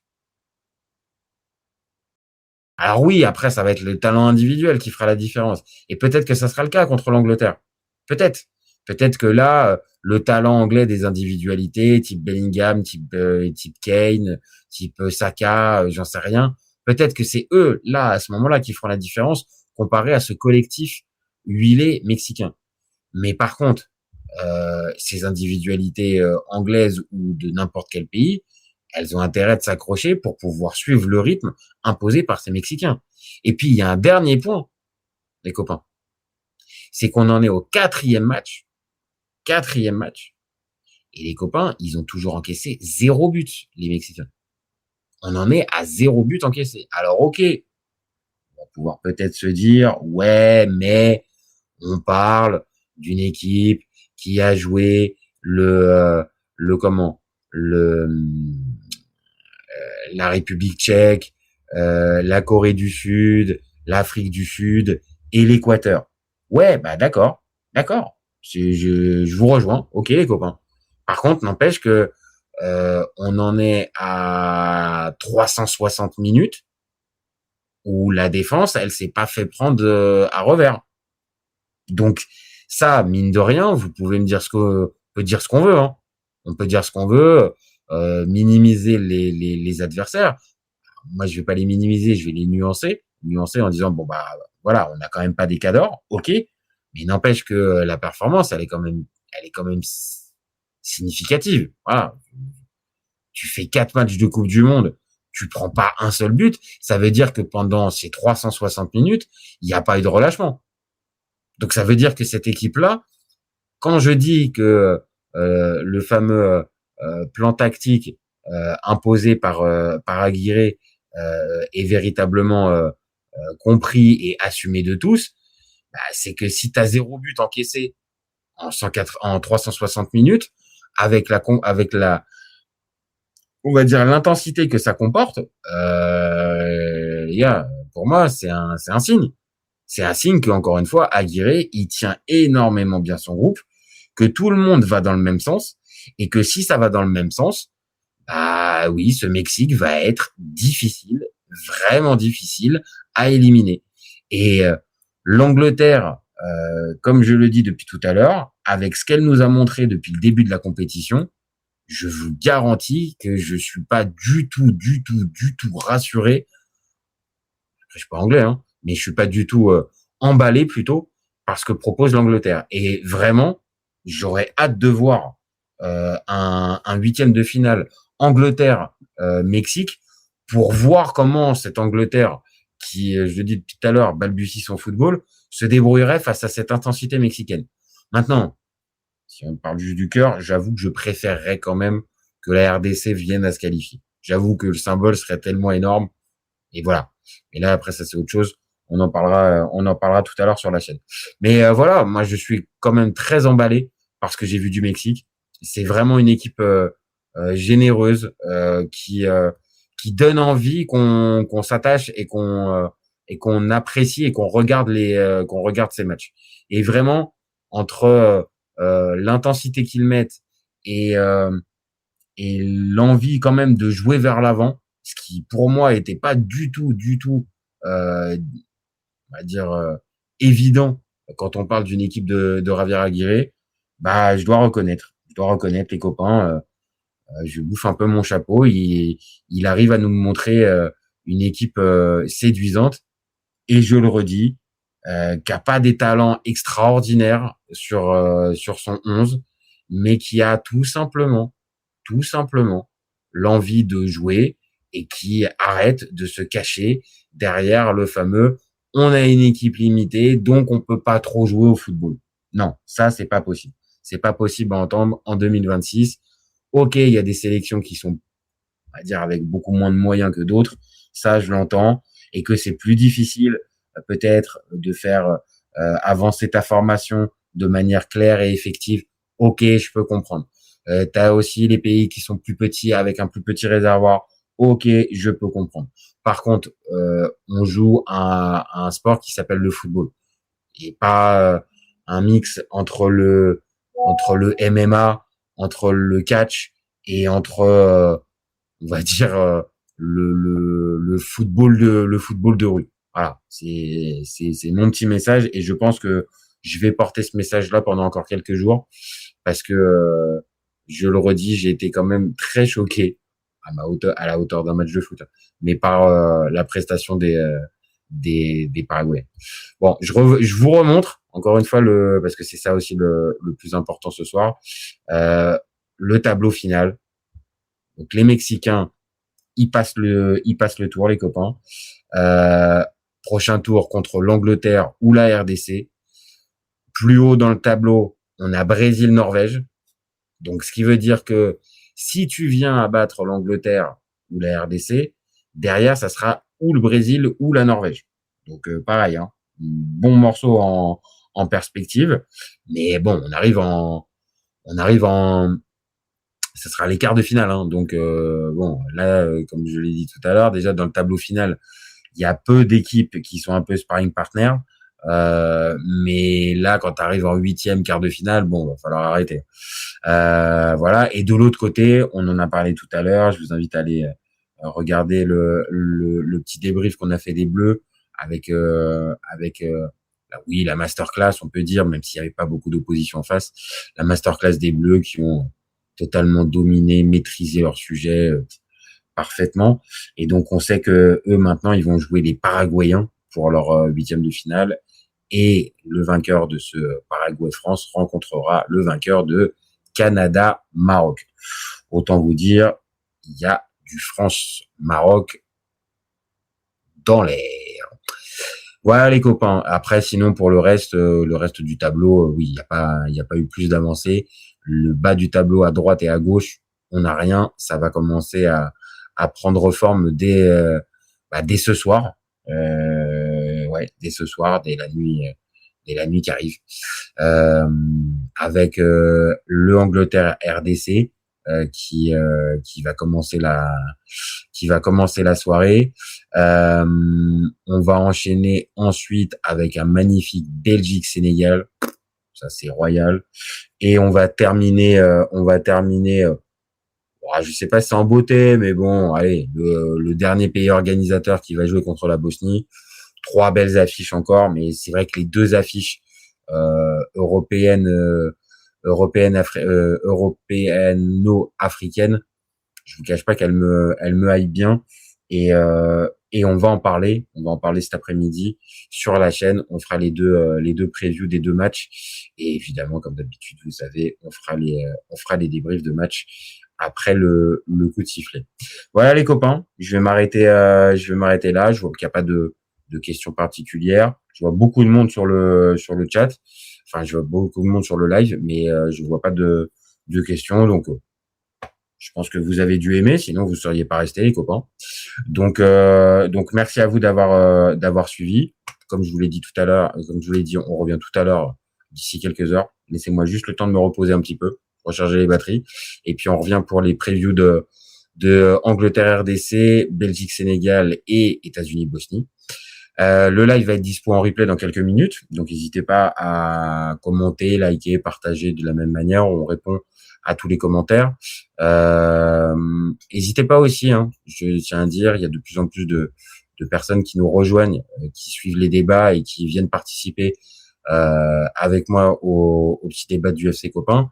C'est possible, il suffit juste vous envoyer un mail à copainfc, tout attaché au pluriel, copain, COPAINS, FC, tout attaché, @gmail.com, et on prend contact, et à partir de ce moment-là, on essaie de déterminer un moment où vous venez en débat. C'est possible, et c'est aussi pour ça qu'on a créé le FC Copain. Voilà, n'hésitez pas non plus à vous abonner si vous avez découvert cette vidéo et que vous avez trouvé ça plutôt cool, ou même juste si vous avez envie de soutenir un tout petit peu, allez-y, on prend toujours, ça nous donne un petit peu plus de force et un peu plus de courage à faire des débats plusieurs fois par jour sur la chaîne. Donc allez-y, on y va.